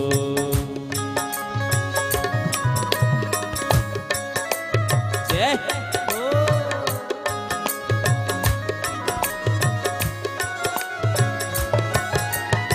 क्षमाशीलता इनमें कितनी भरी है, क्षमाशीलता इनमें कितनी भरी है। बताएंगे भृगु जी, बताएंगे भृगु जी वो सब जानते हैं। हृदय इनका भावों का है कितना भूखा, हृदय इनका भावों का है कितना भूखा। विदुर सबरी से बारी बारी से पूछो, विदुर सबरी से बारी बारी से पूछो। करामात क्या उनके चरणों की रज में, करामात क्या इनके चरणों की रज में। जाकर के गौतम की नारी से पूछो, जाकर के गौतम की नारी से पूछो। जाकर सुदामा दुखारी से पूछो, ये प्रश्न द्रौपद दुलारी से पूछो। श्री सीतारामचंद्र भगवान की जय हो। गोस्वामी श्री तुलसीदास जी महाराज ने कहा कि अहिल्या पति लोग गई, लेकिन अकेली नहीं गई, महर्षि गौतम भी आ गए। लेने के लिए। राम के प्रसाद गुरु गौतम खसम भय, रावरेउ सतानंद पूत भय माए के। अभी तक सतानंद जी बिना पत्नी के थे, अब ये खसम हो गए। और रावरे सतानंद जी, बेचारे सतानंद जी बिना मैया के थे, अब ये मैया वाले हो गए। ऐसा गीता बलि में कहा। और कविता बलि में गोस्वामी जी कह रहे हैं, तुलसी जिनकी धूरी परसी अहिल्या तरी, गौतम सिधारे गृह ग्रोनो सो लेवाए के। इनकी चरण धूल से अहिल्या तर गई और गौतम जी गौनो, शादी के बाद गौना होता है। यूं समझो कि पहली बार जब दुल्हन ससुराल जाती है तो उसको कहते हैं गौना। तो ऐसा गौना हुआ। अब राम जी यहां से चले आगे राम जी ने महर्षि विश्वामित्र के साथ गंगा तट पर आए हैं। और विश्वामित्र जी गंगा तट पर चले, राम लक्ष्मण मुनि संगा, गहे जहां जग पावनी गंगा। गंगा जी को प्रणाम किया और बैठे। तो गादि सून सब कथा सुनाई, जई प्रकार सुर सरी मही आई। अब राम जी जब चले हैं तो प्रसन्न नहीं है, क्योंकि इनको दुख है कि हमारा चरण एक ब्राह्मण की स्त्री को मस्तक से स्पर्श हो गया है, ऐसा इन्हें दुख है। तो यहां जब आए तो जब गंगा जी की प्रशंसा सुन लिए श्री विश्वामित्र जी के द्वारा, तब हरस चले मुनि वृंद सहाया, तब प्रसन्न होकर के चले आगे। तो गादि सून सब कथा सुनाई, जई प्रकार सुर सरी मही आई। महाराज विश्वामित्र गंगा जी के अवतरण की कथा सुना रहे हैं कि गंगा जी कैसे आई पृथ्वी पर। अयोध्या नरेश महाराज सगर, जिनकी दो पत्नी सुमति और केसनी, लेकिन पुत्र एक भी नहीं। सूर्यवंश की बड़ी समस्या रही है हमारे। जब से सूर्यवंश निर्माण किया ब्रह्मा जी ने, तब से हमेशा इसमें पुत्रों की समस्या रही है। हमेशा इन राजाओं ने तपस्या करके ही पुत्र प्राप्त किया। मार केवल दशरथ जी की समस्या नहीं रही, इनके हर पूर्वजों की समस्या रही। तो अगस्त जी, सीताराम, श्री महाराज सगर अपनी दोनों पत्नियों के साथ तप करने गए हिमालय। हिमालय में तप किया तो वरदाता प्रसन्न होकर के आए और बोले कि एक रानी को एक पुत्र होगा और एक रानी को 60,000 पुत्र होंगे। अब आपस में निर्णय कर लो किसको एक चाहिए और किसको 60,000 चाहिए। तो सुमति बोली हमको तो एक ही मिल जाए, हम एक में ही संतोष करेंगे।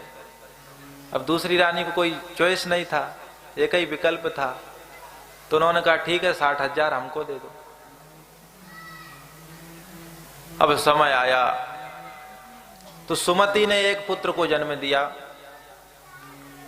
जिसका नाम हुआ असमंजस, और दूसरी महारानी ने एक मांस पिंड को जन्म दिया। जब वो मांस पिंड देखा तो सारा राजमहल शोक से भर गया और बड़ा दुख हुआ।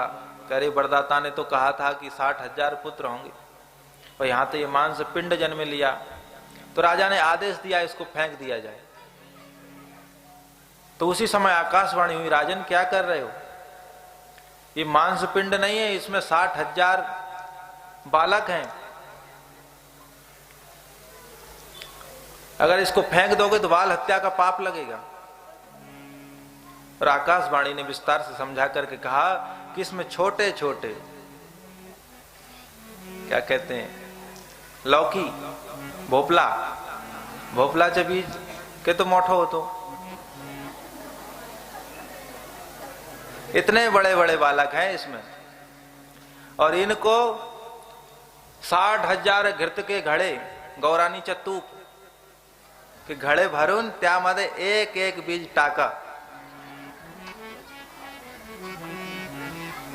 एक एक बीज उसमें डालो, 60,000 घी के घड़े भर के। तो वैसा ही किया और 9 महीने तक उसी में रखो, तो 9 महीने बाद पूर्ण बालक हो गए। उस 60,000 की सेना अतिशय बलवान हुए, ये 60,000 पुत्र। इनकी बलवत्ता देख करके इंद्र भी थरथर कांपते थे, बड़े बड़े राजा महाराजा थरथर कांपते थे। ऐसा राज परिवार। श्री असमंजस जो थे बड़े राजकुमार, इनका मन नहीं लगता था। इनका विवाह हो गया और इनका एक पुत्र हुआ जिनका नाम हुआ अंशुमान, लेकिन इनका राज्य कार्य में मन नहीं लगता था। ये पहले से ही बैरागी प्रवृत्ति के थे, तो ये अपराध करते कि कैसे हमें राज्य से बाहर निकाला जाए। तो क्या करते, अयोध्या वासियों के बालकों को ले जाते, चलो सरयू जी नहाएंगे, दर्शन करेंगे, और वहां जाकर के बालकों को सब सरयू जी में फेंक देते। ये बात फैल गई अयोध्या नगर में कि राजकुमार हम प्रजावासियों के बालकों को नदी में डुबा देते हैं। ये बात धीरे धीरे महाराज तक शिकायत पहुंची, तो महाराज सगर ने अपने पुत्र को देश निकाला दे दिया।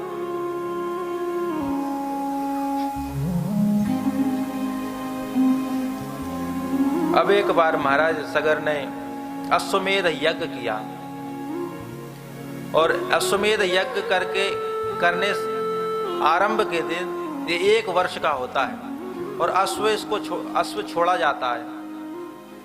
1 वर्ष पर्यंत ये पूर्ण पृथ्वी पर ये अश्व भ्रमण करता है, और भ्रमण करके फिर पुनः अपनी राजधानी जाता है। इसको कोई चलाता नहीं, अपने मन से चलता है अश्व, और इसकी सुरक्षा में सेना रहती है राजा।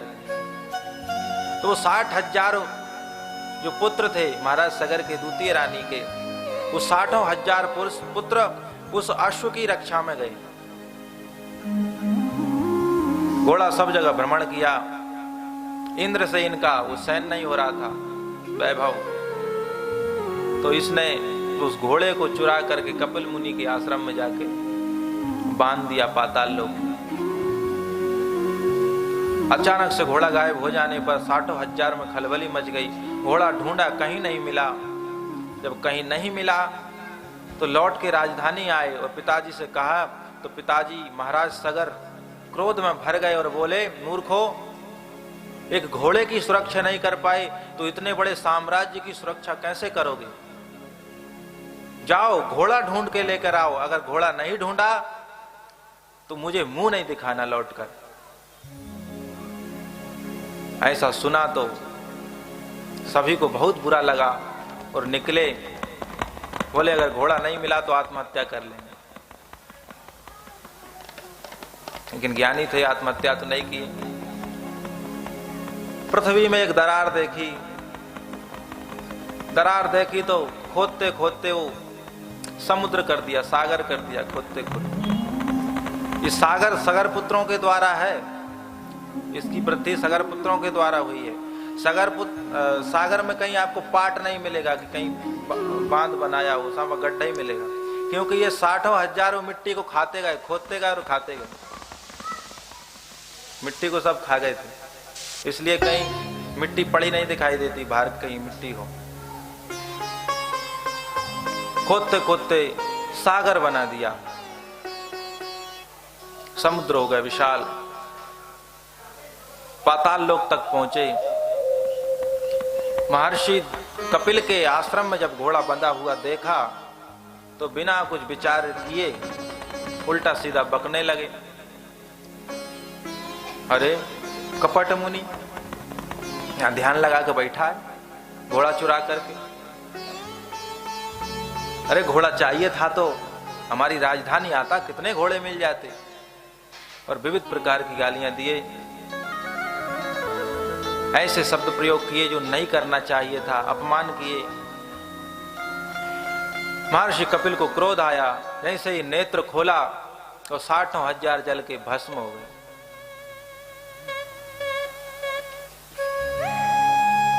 फिर राजधानी में, जब राजधानी में पता चला कि वो गए घोड़ा ढूंढने तो लौटकर नहीं आए, तो अपने पुत्र का जो पुत्र था अंशुमान, असमंजस का जो पुत्र अंशुमान था, तो उनको भेजा, जाओ पता करो। गए, पता चला महर्षि कपिल के आश्रम में घोड़ा बंधा है। वहां उनसे प्रार्थना की, भगवान क्षमा करें, हमारे काकाओं ने जो गलती की है उसके लिए हम क्षमा प्रार्थी हैं, और आप इस घोड़ा को दें जिससे कि हमारे पिताजी का यज्ञ सफल हो, पूर्ण हो, और इनकी मुक्ति का हमें उपाय बताएं। तो कपिल मुनि ने कहा, इनकी मुक्ति अब एक ही उपाय से हो सकती है कि तपस्या करके देव सरी गंगा जी को लाया जाए।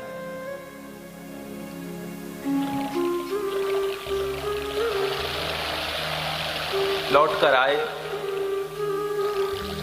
घोड़ा लेकर यज्ञ को पूर्ण किया। पूर्ण करने के बाद पिताजी महाराज सगर बोले कि तुम राज्य करो और हम जाते हैं तपस्या करने के लिए, गंगा जी को प्रसन्न करते हैं। तो महाराज सगर ने तप किया, अंशुमान ने राज्य किया।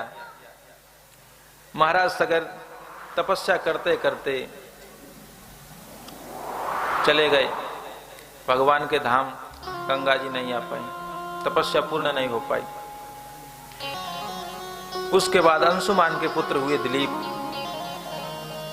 दिलीप को राज्य देकर महाराज अंशुमान भी तप किए, और ये भी तप में सफल नहीं हो पाए, गंगा जी को नहीं ला पाए, वहीं शरीर को त्याग दिया। पर दिलीप के पुत्र हुए भगीरथ। भगीरथ जी ने विचार किया, दिलीप भी तप किए, दिलीप भी नहीं ला पाए। फिर भगीरथ ने विचार किया कि चौथी अवस्था में तप करने जाते हैं, तपस्या पूरी हो नहीं पाती, तो इन्होंने बाल्य अवस्था में ठान लिया कि हम पहले ही तपस्या करेंगे। तो आए, मंत्रियों को राज्य भार सौंप दिया कि जब तक हम नहीं लौटते राज्य का संचालन तुम लोग करो। अब तब करते करते ये वृद्ध हो गए। तब गंगा जी प्रसन्न हुई, बोली ठीक है मैं आने के लिए तैयार हूं, लेकिन मेरा बेग को धारण कौन करेगा। तो बोली उसकी चिंता मत करो, भगवान शंकर धारण करेंगे। तो फिर शंकर जी के लिए तपस्या की। तो शंकर जी ने बेग धारण करने के लिए तैयार हुए।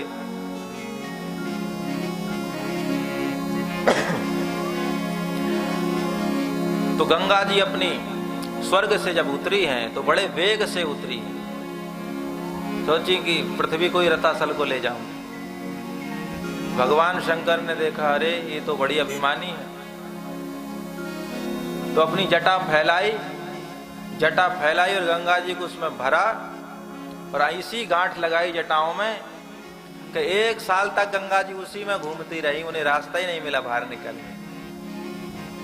भगीरथ जी बोले, महाराज जिसलिए हमने तप किया, जिन पूर्वजों के लिए, उनके उद्धार के लिए, वो तो उद्देश्य अधूरा ही है अभी तक। बोले कि ये भी जरूरी था इनका अभिमान को शांत करने के लिए। फिर एक जटा खोली और थोड़ा सा रास्ता दिया जटाओं से। फिर कैलाश से ये गंगा जी बही हिमालय होकर के। चलते चलते रास्ते में एक जानु ऋषि तपस्या कर रहे थे, तो उनका सामान बहा दिया। आगे आगे भगीरथ जी, पीछे पीछे गंगा जी। उनका सामान बहा दिया तो सब गंगा जी को पी गए क्रोध में आके। भगीरथ जी ने लौट कर देखा, अरे गंगा जी कहाँ गए। तो ऋषि बैठे थे, उनसे पूछा महाराज। बोले वो तो पेट में गई। बोले कहीं से होगा, हमारे पूर्वज तो कहीं से रह गए। तब उन्होंने अपनी जंघा से गंगा जी को निकाला एक रास्ता देकर। तो उनका भगीरथ जी लाए, इसके लिए गंगा जी का नाम भागीरथी गंगा हुआ। और जानू जी पी गए और उन्होंने अपनी जंघा से निकाला, इसलिए उनका गंगा जी का नाम एक जानवी भी है। जानवी फेन लेखे न यस यन मूर्धनि शशिना कला, मित्र लाभा में लिखा है। इस प्रकार से पाताल लोक गंगा सागर तक भगीरथ जी आए, इनके पूर्वजों का उद्धार हुआ। फिर भगवान शंकर बोले कुछ वरदान मांग लो भगीरथ जी से। भगीरथ जी ने कहा कुछ इच्छा नहीं है, लेकिन एक वंश चलाने के लिए एक बालक होना। तो भगवान शिव ने एक बालक प्रदान किया। इस प्रकार से गंगा जी का महत्व वर्णन किया गया। गंगा तेरा पानी अमृत छल छल बहता जा, युगों युगों तक देश की धरती तुझसे जीवन पाए। गंगा तेरा पानी अमृत झर झर बहता जा, युगों युगों से इस देश की धरती तुझसे जीवन पाए। गंगा तेरा पानी अमृत झर झर बहता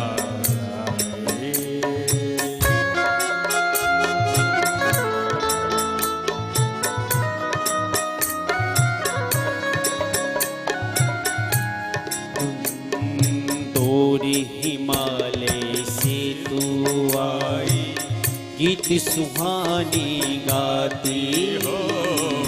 बस्ती बस्ती जंगल जंगल सुख संदेश सुनाती।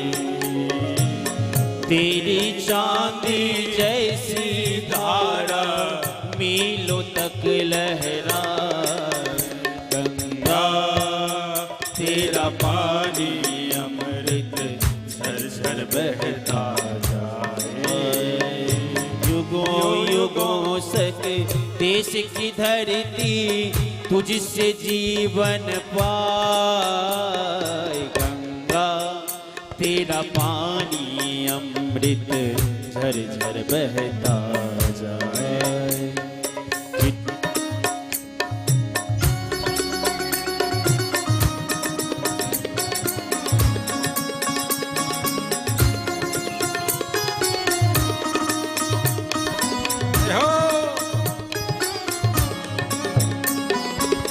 इतने सूरज उभरे डूबे गंगा तेरे द्वारे।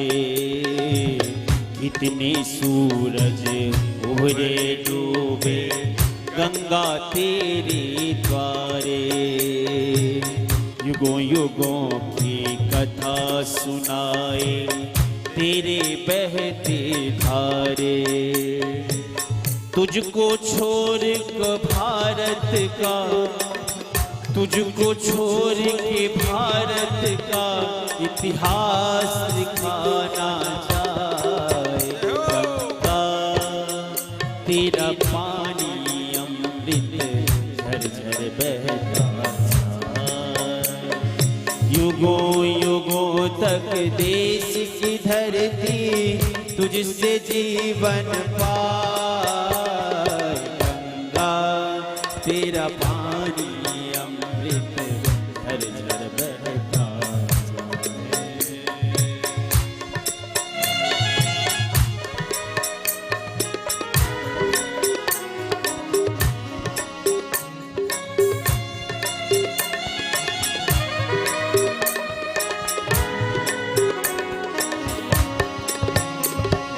गंगा तेरा पानी हर हर गंगे कह के दुनिया तेरे आगे झुकती।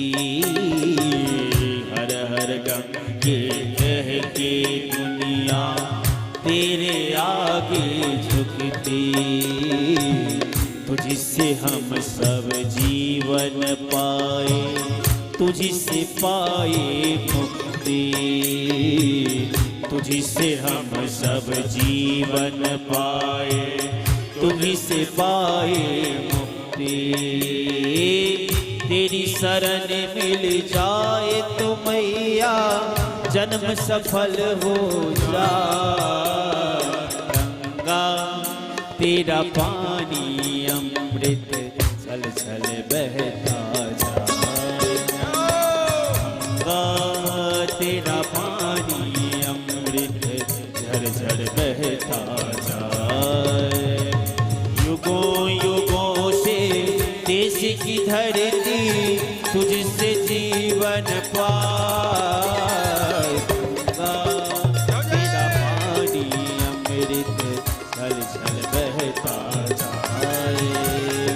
युगों युगों तक देश की धरती तुझसे जीवन पाए। गंगा तेरा पानी अमृत छल छल बहता जाए। गंगा तेरा पानी अमृत छल छल बहता जाए। गंगा तेरा पानी अमृत छल छल बहता जाए।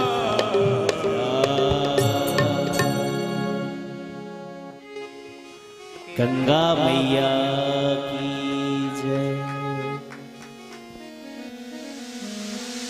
इस प्रकार से गंगा जी का अवतरण हुआ और राम जी गुरु श्री विश्वामित्र जी के साथ स्नान किए।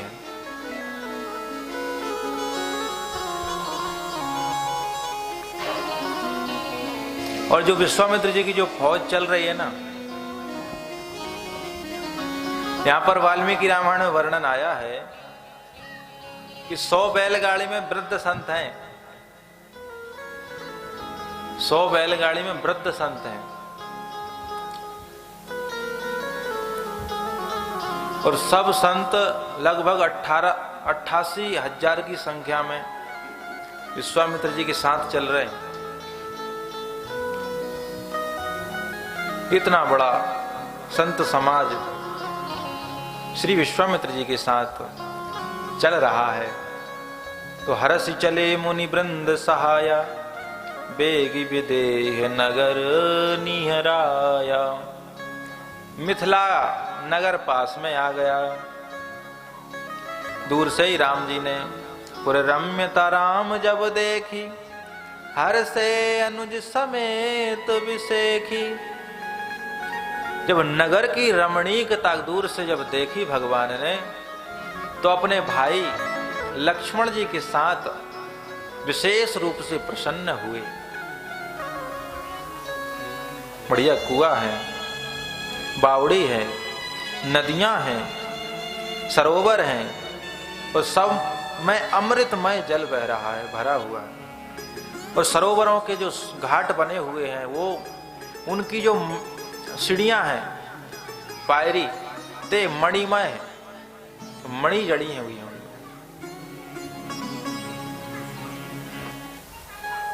बरन बरन विकसे बन जाता, त्रिविध समीर सदा सुखदाता। विविध रंग के कमल खिले हुए हैं। 3 प्रकार की हवा, शीतल मंद सुरभि वह बाहु। हवा चालू है। गुंजत मंजु मत रस भृंगा, पूजत कल बहुबरन बिहंगा। उन कमलों पर भौरे मड़रा रहे हैं, रस पान कर रहे हैं। कोयल कू की ध्वनि कर रही है। बहुत से पक्षियां बोल रहे हैं। सुमन बाटिका बागवन, विपुल विहंग निवास। फूलत फलत सुपल्लवत, सोहत पुर चहु पास। सुंदर फूलों से सजी हुई बाटिकाएं हैं, बाग हैं, वन हैं और उनमें विचित्र प्रकार से निवास भी बनाए गए हैं। जैसे बैठने के लिए नहीं, बनाए जाते हैं। कोई घूमने आए, टहलने आए तो उनके लिए व्यवस्था करके रखी जाती है, जगह जगह कुर्सियों की व्यवस्था करके रखते और सब सेवे करी, साफ सफाई एकदम टाइट, कहीं भी कचरा नहीं दिखाई दे सकता। गोस्वामी तुलसीदास जी महाराज कहते हैं, बनई न बरनई बरनत नगर निकाई, जहां जाए मन तहीं लुभाई। जहां मन जाता है नेत्र के बहाने, नेत्र वहां से हटता ही नहीं, मन वहीं थकित हो जाता है। ऐसी सुंदरता यहाँ के नर और नारी, पुर नर नारी सुभग सुचि संता, धर्मशील ज्ञानी गुणवंता। इस नगर के नर और नारी सुंदर हैं और पवित्र हैं और संत हैं। ऐसे नर नारी हैं मिथिला के। तभी तो जानकी जी जैसी राजकुमारी मिली इनको और राम जी जैसे जवाई मिले। ऐसे मिथिलावासी महाराज धर्मशील ज्ञानी गुणवंता, धर्मशील हैं, धर्म का ठीक ठीक प्रकार से समझने वाले हैं, धर्म क्या है, ज्ञानी हैं और गुणवंता हैं, सारे सद्गुणों के खजाने हैं। जो महाराज जनक का महल है अति अनुपम है, जिसकी महिमा, इसकी शोभा वर्णन नहीं की जा सकती। होत चकित चित कोट बिलो की, सकल भुवन शोभा जनुरो की। नगर का जो कोट है उसको देखकर मन लुभा जाता है, मानो संपूर्ण भुवन की शोभा इसी ने रोक के रखी हो। इतना सुंदर कोट। धवल धाम मणिपुरट पट, सुघटित नाना जाति, सिय निवास सुंदर सदन, शोभा किमी कही जाति। धवल धाम मणिपुरट पट, सुघटित नाना जाति। श्री सीता जी का जो महल है जिसमें श्री सीता जी निवास करती हैं वो अतिशय सुंदर है। उसकी महिमा, उसकी शोभा वर्णन नहीं की जा सकती। ऐसी मिथिला नगरी देखी अनूप एक और आई, सब सुपास सब भांति सुहाई। एक अमराई देखी, एक आम का बगीचा देखा तो विश्वामित्र जी कहते हैं ये बहुत सुंदर है। कौशिक कह्यो मोर मन माना, यहाँ रहिए रघुवीर सुजाना। हे सुजान रघुवीर, मेरा मन तो इसको देखकर भाग गया, अगर आपकी इच्छा हो तो यहीं रुका जाए। तो राम जी की इच्छा तो गुरु जी की जैसी इच्छा हो। बोले ठीक है भगवान, भले ही नाथ कही कृपा निकेता, उतरे ताहा मुनि वृंद समेता। भले ही, बहुत अच्छा, यहाँ रुकने में कोई बुराई नहीं है। तो उतरे ताहा मुनि वृंद समेता। संपूर्ण 88,000 ऋषियों के साथ विश्वामित्र जी वहां पड़ाव किए। श्री महाराज जनक ने सुना कि वो आ गए बक्सर वाले बाबा जी, महर्षि विश्वामित्र पधार चुके हैं। तो विश्वामित्र महामुनि आए, समाचार मिथिलापति पाए। तो संग सचिव सुचि भूरि भट, भूसुरबर गुरु ज्ञाति। चले मुलन मुनि नाय कहीं, मुदित राउ यही भांति। आगवानी के लिए आए, स्वागत के लिए आए। तो अकेले नहीं आए, संघ में कौन कौन है? सचिव हैं, मंत्री लोग हैं, सलाहकार लोग हैं, सुचि हैं जो पवित्र हैं, भूरि भट्ट, बहुत से योद्धा साथ में हैं, बड़े बड़े पराक्रमी।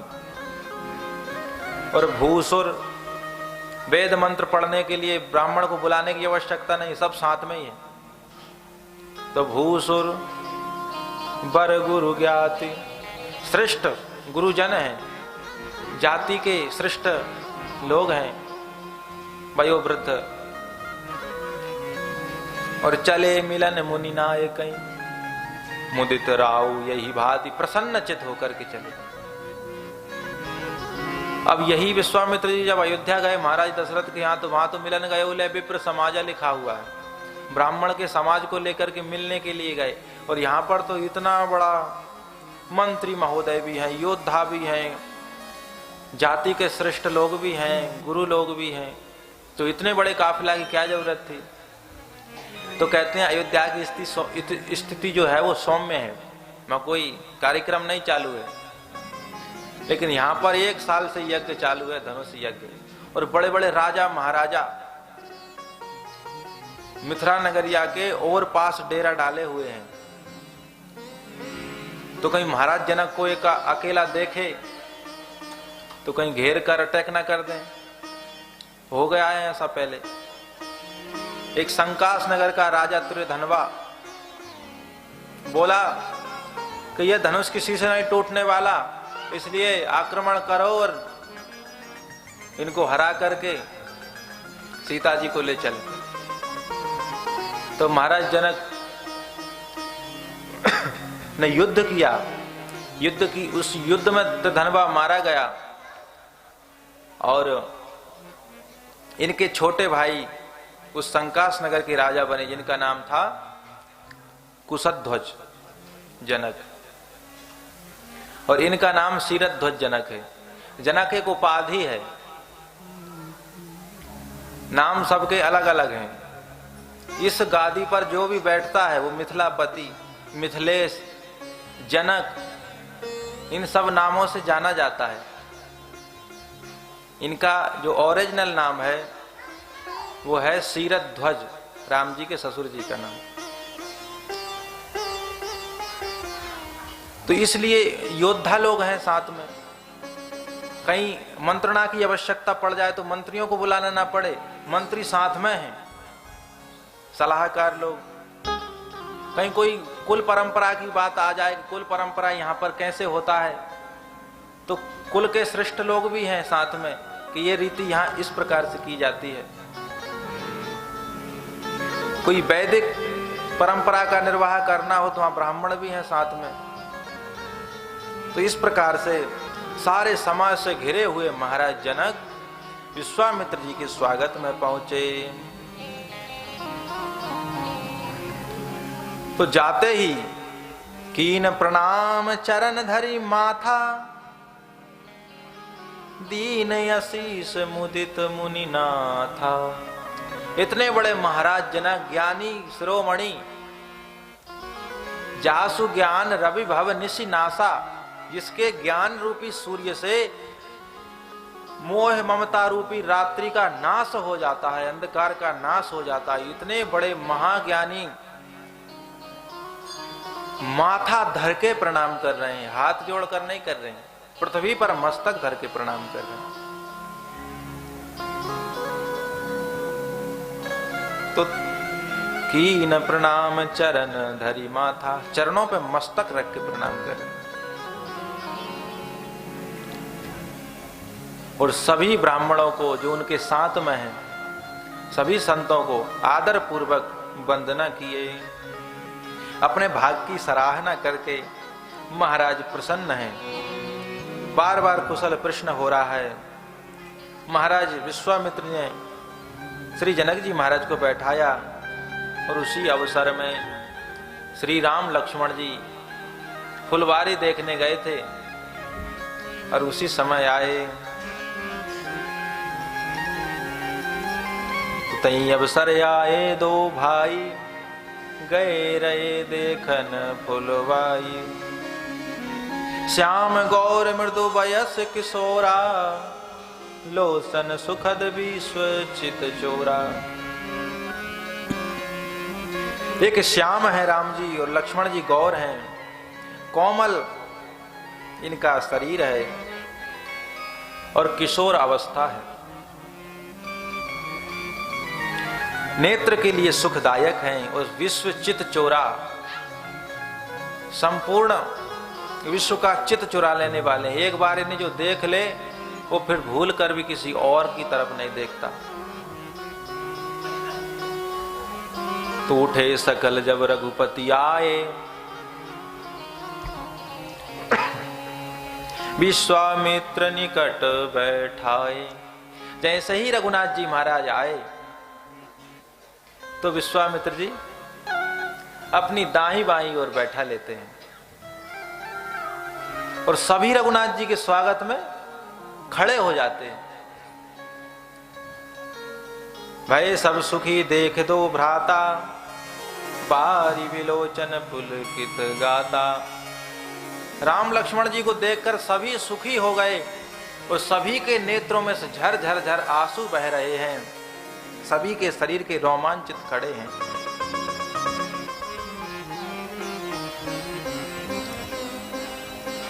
श्री जनक जी महाराज ने स्वरूप देखा। अभी समाज की बात थी, इनके साथ जितने लोग थे सबने देखा राम जी को, तो उनकी ये दशा है। अब जनक जी की कैसी दशा है? तो गोस्वामी तुलसीदास जी महाराज कहते हैं, मूर्ति मधुर मनोहर देखी, मूर्ति मधुर मनोहर देखी, मूर्ति मधुर मनोहर देखी, मूर्ति मधुर मनोहर देखी। भयउ विदेह विदेह विषेखी, भयहु विदेह विदेह विषेखी, भयउ विदेह विदेह विषेखी, भयहु विदेह विदेह विषेखी। मूर्ति मधुर मनोहर देखी, मूर्ति मधुर मनोहर देखी। भयउ विदेहु विदेहु विषेखी, भयहु विदेह विदेह विषेखी। मधुर मूर्ति श्री जनक जी ने देखी तो भयउ विदेह, जो विदेह थे वो विशेष देह रहित हो गए, भूल गए।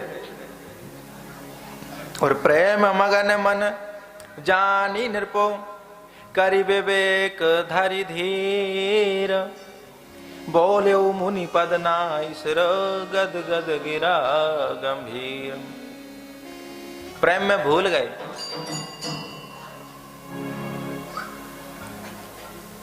और भूले तो अपने आप को संभाला, धैर्य धारण किया, विवेक पूर्वक धैर्य धारण करके अपनी मधुर वाणी से बोले।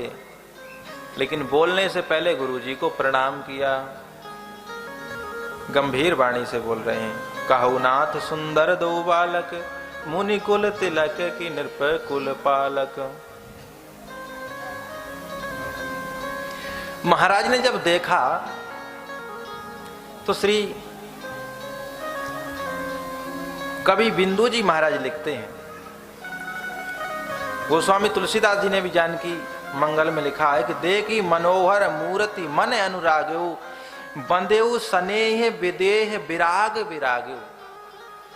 जो वैरागी था वो स्नेह की रस्सी से बंध गया और वैराग भूल गए, और अनुराग्यो अनुरक्त हो गए। तो राघव किशोर चित चोर को विलोकत ही, बार बार मचली मचली मन रही गो। जैसे ही किशोर चित राघव को देखा तो मन बार बार मचल मचल के रह जा रहा है। थकत न लोचन संकोचहु न सोचे कछु, नेत्र थक नहीं रहा है, मन संकोच नहीं खा रहा है, सोच नहीं रहा है। जगताप मोचन प्रताप दाप दही गो, नेहि राग रंगते विराग याज लो जो हतो। जो प्रेम और राग से विरागी था, सोई अनायास अनुराग पंथ बही गो।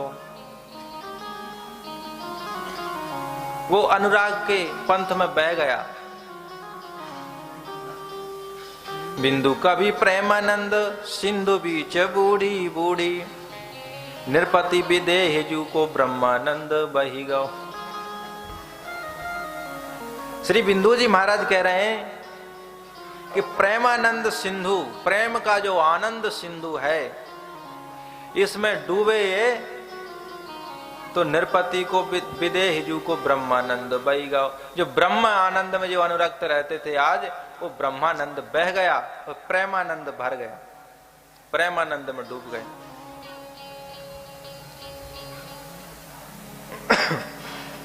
श्री गोस्वामी तुलसीदास जी महाराज कहते हैं, ब्रह्म जो निगम नेति कही गावा, ब्रह्म जो निगम नेति कही गावा, उभय भेष धरि की सोई आवा, उभय भेष धरि हो सिहावा, सहज विराग रूप मन मोरा, सरज विराग रूप मन मोरा, थकित होत जिमि चंद चकोरा, थकित होत जिमि चंद चकोरा, ब्रह्म जो निगम नेति कही गावा, ब्रह्म जो निगम नेति कही गावा, उभय भेष धरि की सोई आवा, उभय भेष हरियो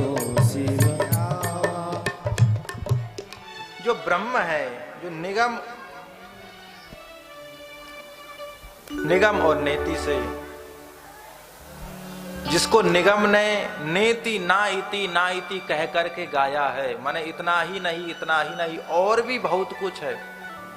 ऐसे ब्रह्म को ना इति कह करके जो गाया गया है, गायन किया गया है, उभय वेश धरि की सोई आवा। क्या वही ब्रह्म दो स्वरूप धारण करके तो नहीं आ गया? क्योंकि मेरा मन सहज विराग रूप मन मोरा, ये सहज वैरागी मन है। वैराग करना नहीं पड़ता, कुछ त्यागना नहीं पड़ता इस मन को। ये सहज वैरागी अपने आप सब कुछ त्याग देता है। और आज वो थकित होत जिमि चंद चकोरा, जैसे चंद्रमा को देख करके चकोर थकित हो जाता है और एक टक देखने लगता है, रुक जाता है, अपनी दृष्टि को स्तंभित कर देता है, ऐसे जनक जी महाराज की दृष्टि स्तंभित हो गई। ऐसा मन में विचार कर रहे हैं और बोल पड़े जानकी मंगल में। श्री गोस्वामी तुलसीदास जी महाराज लिख रहे हैं, कहीं सुकृति के कुंवर कहिए मुनि नायक, गौर श्याम छवि धाम धरे धनुषायक। एक किस पुण्य आत्मा के पुत्र हैं? हे मुनिनाथ, हमें कहिए विस्तार से।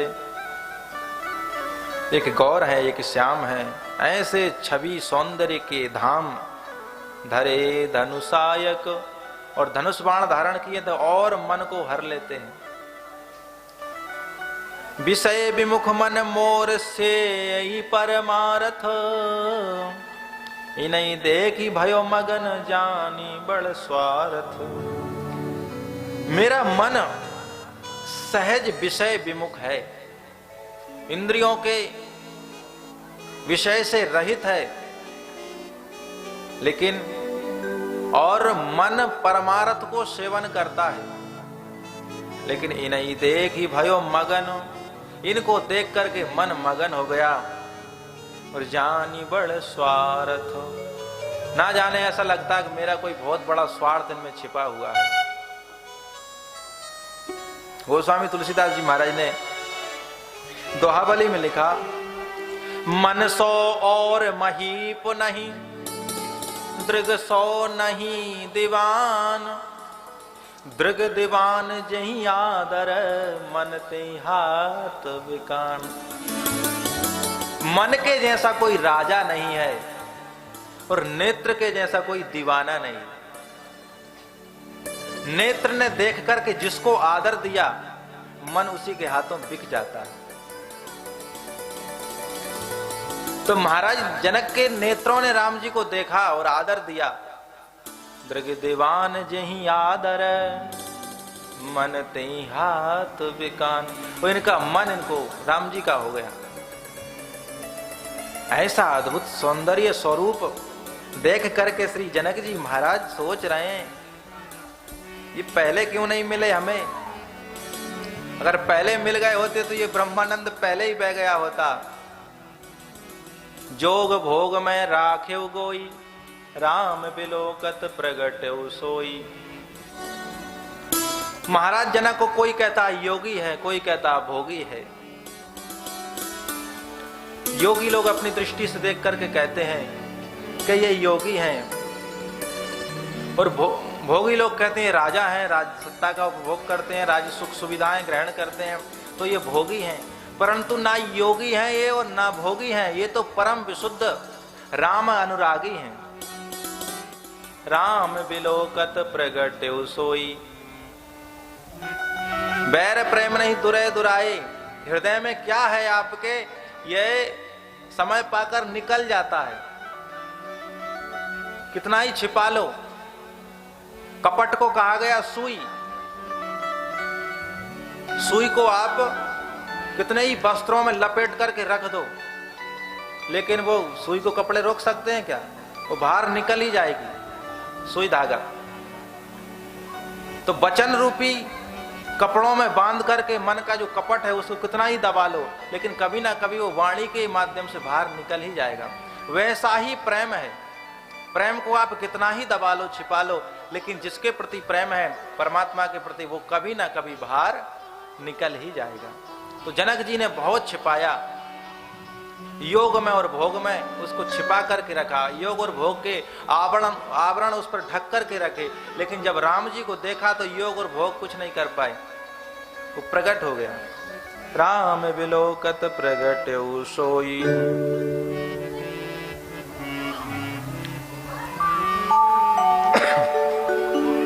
पूछा महाराज ये कौन है? कहू नाथ सुंदर दो बालक, मुनि कुल तिलक की नृप कुल पालक। ये दोनों सुंदर बालक कौन हैं, हमें बताएं।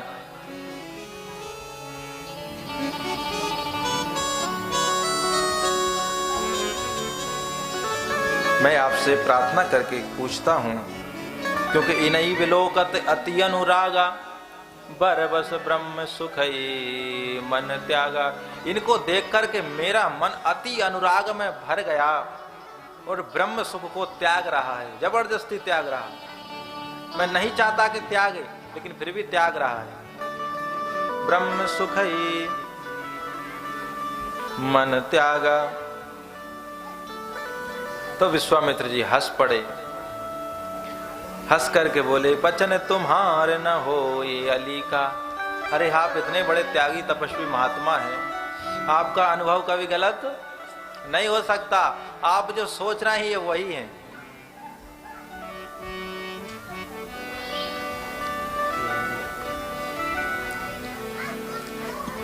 लेकिन जैसे ही विश्वामित्र जी ने कहा कि ये वही हैं, तो राम जी ने सोचा यहां तो पर्दा फाश होने वाला है। अपन तो अपने आप को छिपा रहे हैं और ये लोग प्रकट कर देंगे तो क्या होगा। तो मन मुस्काई राम सुनी बानी। राम जी मुस्कुरा पड़े, और जैसे ही मुस्कुराए तो माया देवी ने अटैक कर दिया। जो कहने जा रहे थे वो शब्द पलट गए तुरंत। राम जी की मुस्कान में ही तो माया है। राम जी मुस्कुराए और माया ने तुरंत हाथ, वो तो टकटकी देखते ही रहती है कि हाँ कब हमारा अवसर आता है। और जैसे ही माया ने देखा कि हाँ राम जी की इच्छा है, अब विश्वामित्र जी को लग जाओ, तो विश्वामित्र जी के ऊपर हावी हो गई माया। और तुरंत बोल पड़े ए प्रिय सवई जहां लगी प्राणी, ये सब लगी भाष सब प्राणी। हे प्रिय सवई जहाँ लगी प्राणी, हे प्रिय सवई जहाँ लगी प्राणी। मन मुस्काई राम सुनी बानी, मन मुस्काई राम सुनी बानी। मन मुस्काई राम सुनी बानी। मन मुस्काई राम सुनी बानी।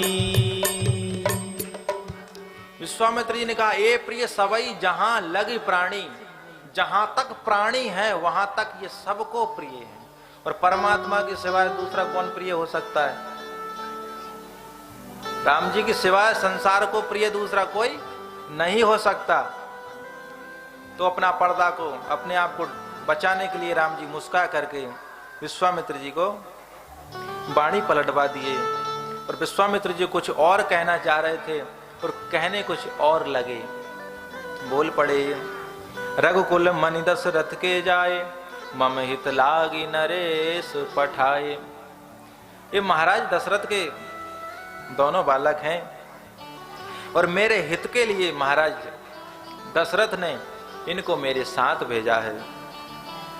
राम लखन दो बंधुवर, रूप शील बल धाम, मख राख्यो सब साखी जगो, जीते असुर संग्राम।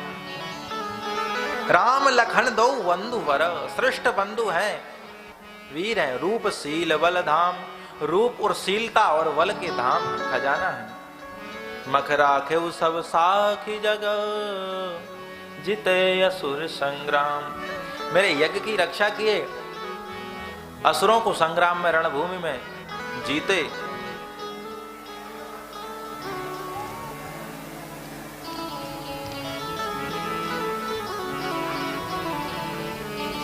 मुनि तव चरण देखि कह राऊ, कहीं न कहु निज पुण्य प्रभाव। अपने पुण्य का प्रभाव से जनक जी महाराज अतिशय वर्णन कर रहे हैं मन ही मन में।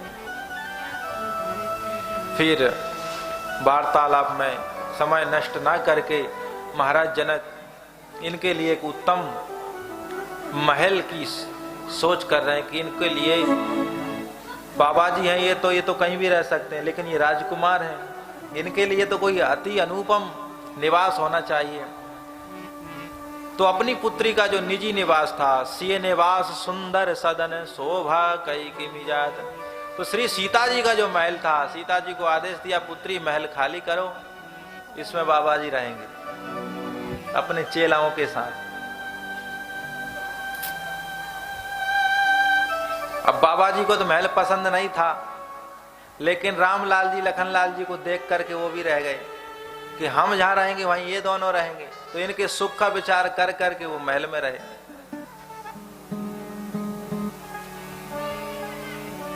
तो ऋषि संग रघुवंश मनि करि भोजन विश्राम, बैठे प्रभु भ्राता सहित दिवस रहा भरी जाम। ऋषियों के साथ रघुवंश मनि भोजन करी और विश्राम करी, सोए नहीं, विश्राम किया। अब इसमें इतना समय निकल गया कि दिवस रहा भरी जाम, एक पहर अर्थात 3 घंटे का दिन रह गया।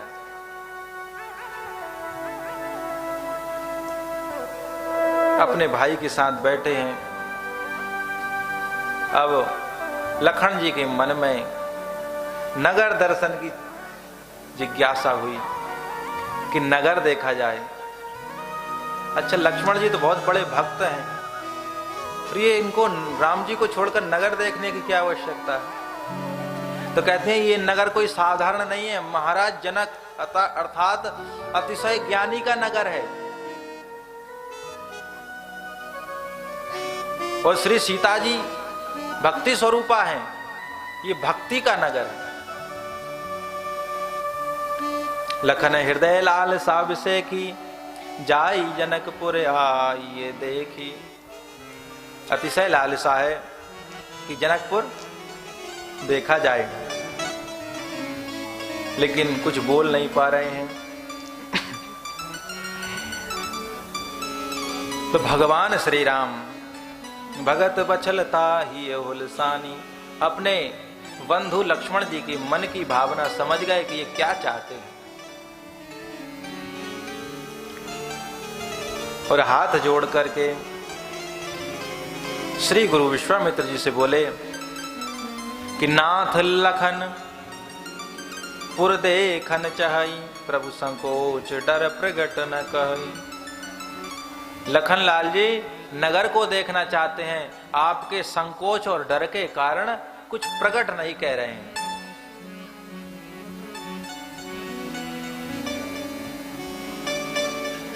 अगर आपकी आज्ञा हो तो मैं इनको नगर दिखा करके तुरंत लौटा कर ले आता हूं। अब देखिए कह रहे हैं नगर दिखाई तुरंत ले आवो, ऐसा तो वो बोल सकता है जिसने नगर पहले देख रखा हो। क्या राम जी ने नगर पहले देखा? ये भी तो पहली बार मिथिला नगरिया आए हैं। लखन जी ही नहीं, राम जी स्वतः नगर देखना चाहते हैं। इनके मन में ही लड्डू फूट रहा है। ससुराल देखने का किसका मन नहीं होता? तो इनका स्वतः मन है। लक्ष्मण जी तो एक प्रयोग है, माध्यम है, बहाना है। लक्ष्मण जी के मन में जिज्ञासा प्रकट कर दिए। तो श्री लक्ष्मण जी महाराज को जिज्ञासा हुई देखने की। गुरु जी से कहते हैं आपकी आज्ञा हो तो मैं तुरंत लेकर दिखा करके लेकर आता हूं। गुरु जी ने कहा सुन मुनीस कह बचन सप्रीति, कस न राम तुम राखो नीति। आप क्यों नहीं नीति रखेंगे? आप इतने बड़े परमात्मा हो करके और आप हमसे आज्ञा मांग रहे हैं, धन्य हैं। आप धर्म सेतु हैं, पालक तुम ताता, प्रेम विवश सेवक सुख दाता। आप धर्म सेतु के पालक हैं और प्रेम विवश हैं, सेवक सुख दाता, सेवक को सुख देने वाले हम। तो विश्वामित्र जी आज्ञा जब दे रहे हैं तो ये नहीं कह रहे कि देख करके आओ। आज्ञा में क्या कह रहे हैं? जाई देखिया बहु नगर, सुख निधान दो भाई, करऊ सुफल सबके नयन, सुंदर बदन दिखाई। अपना मुख चंद्रमा सबको दिखाया नगर में। आपका मुख देख करके सबको धन्य कर दो। जो देखेगा वही धन्य हो जाएगा। नगर भी देखो और अपना मुख भी सबको दिखाओ। तो इस प्रकार से मुनि पद कमल नाई दो, भ्राता चले लोक लोचन सुखदाता। श्री विश्वामित्र जी को प्रणाम करके चले लोक लोचन सुखदाता। लोकस्तु भुवने जनः। लोक का मतलब लोक तो होता ही है, लेकिन जन भी, प्राणी भी इसका अर्थ होता है। लोक का मतलब प्राणी मात्र को आनंद प्रदान करने के लिए भगवान नगर देखने के लिए जा रहे हैं, अर्थात अपना मुख चंद्र दिखाने के लिए जा रहे हैं। अब महाराज छोटे छोटे बालक थे, वो तो प्रतीक्षा, वो तो पहले से ही देख रखे थे कि बाबा जी के साथ दो चेले आए हैं। और वो अब राजमहल में सबका प्रवेश वर्जित है, तो प्रवेश नहीं कर सकते। तो द्वार पे ही खड़े थे सब, कब निकले कब निकले कब निकले। और जैसे ही निकले तो बालक वृंद देखे अति शोभा, लगे संग लोचन मन लोभा। संग में लग गए, नगर में प्रवेश किया।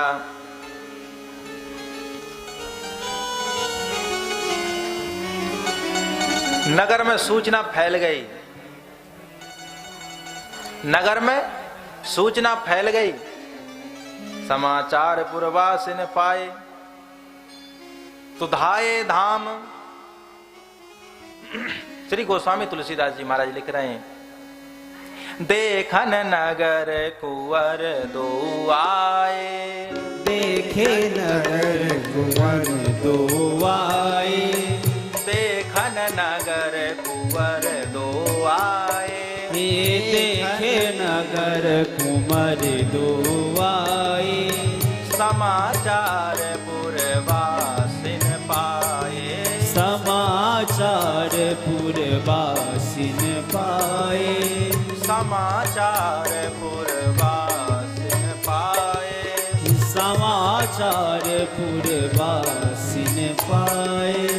भाए धाम काम सब त्यागी, भाए धाम काम सब त्यागी, भाए धाम काम सब त्यागी, भाए धाम काम सब त्यागी। मनहु रंक निधि लूटन लागी, मनहु रंक निधि लूटन लागे, मनहु रंक निधि लूटन लागी, मनहु रंक निधि लूटन लागे। ऐसे ही समाचार पाया, तैसे ही धाये धाम काम सब त्यागी, सब त्यागी हो गए। जो जैसे ही तैसे ही उठ धावई, बाल वृद्ध का संग न लावई। सब दौड़ लगा दिए।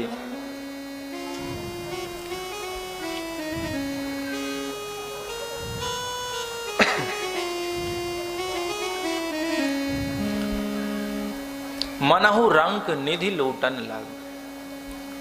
मानो कंगाल निधि को लूटने के लिए दौड़ रहा हो, बहु संपत्ति को लूटने के लिए दौड़ रहा हो।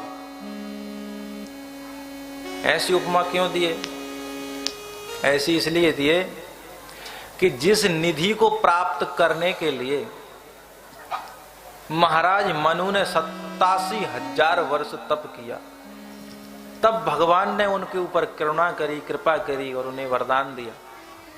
जिस निधि को प्राप्त करने के लिए महाराज दशरथ ने गुरु जी से प्रार्थना की, अपने सब दुख सुख सुनाए, एक यासोमेध यज्ञ किया, फिर पुत्र कामेष्टि यज्ञ किया, श्रृंगी ऋषि को बुलाया, इतना बृहद विस्तार किया, तब जाकर के उन्हें उस निधि की प्राप्ति हुई।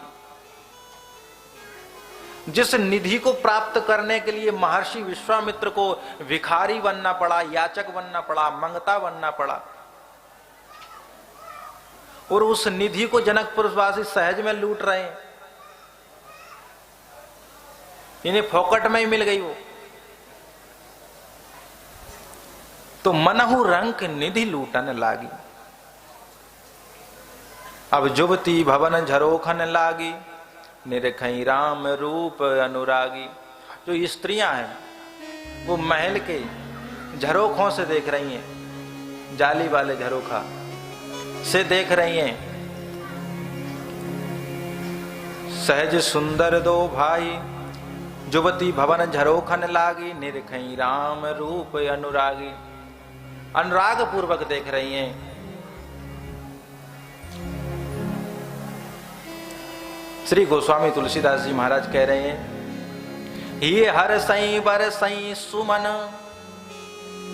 सुमुखी सुलोचन वृंद, जाई जहां तहां बंधु दो, तहां तहां परमानंद।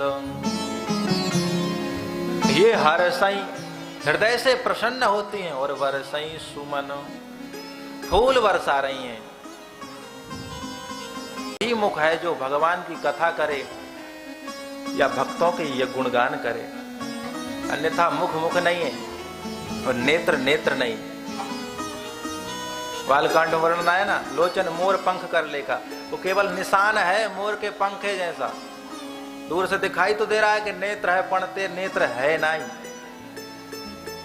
और वही मुख केवल खाने के लिए वही विषय इंद्रिय भोग है, और उस मुख का कोई विषय नहीं है। तो ये सुलोचनी है और सुमुखी है। अब सुमन वर्षा रही हैं। जनकपुर वासिनी ये सोच रही है कि ये बड़े कोमल हैं, अतिशय कोमल हैं, इनके चरण बड़े कोमल हैं। तो सुमन वर्षा करके, फूल वर्षा करके इनका पैर जमीन पे ना लगे, तो मार्ग को पुष्पमय कर रही हैं कि जिससे कि इनके कोमल चरण कोमल पुष्पों पर होकर के चले। दूसरा भाव, फूल इसलिए बरसा रही हैं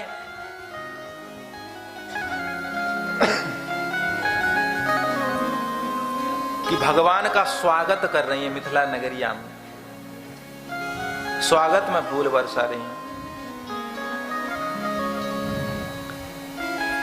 ना मन दे रही हैं। और चौथा भाव, एक भाव बाकी रह गया।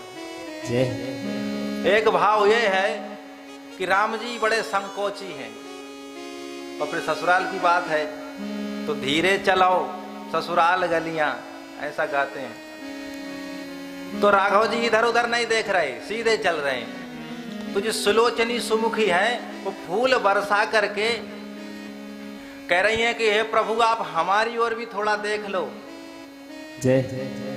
तो वो कैसे कह रही हैं? कनि हेरी रघुनाथ जी हमारी ओरिया, कनि हेरी रघुनाथ जी हमारी ओरिया, कनि हेरी रघुनाथ जी हमारी ओरिया हो, हमारी ओरिया, हमारी ओरिया हो, हमारी ओरिया, कनि हेरी रघुनाथ जी हमारी ओरिया, कनि हेरी रघुनाथ जी।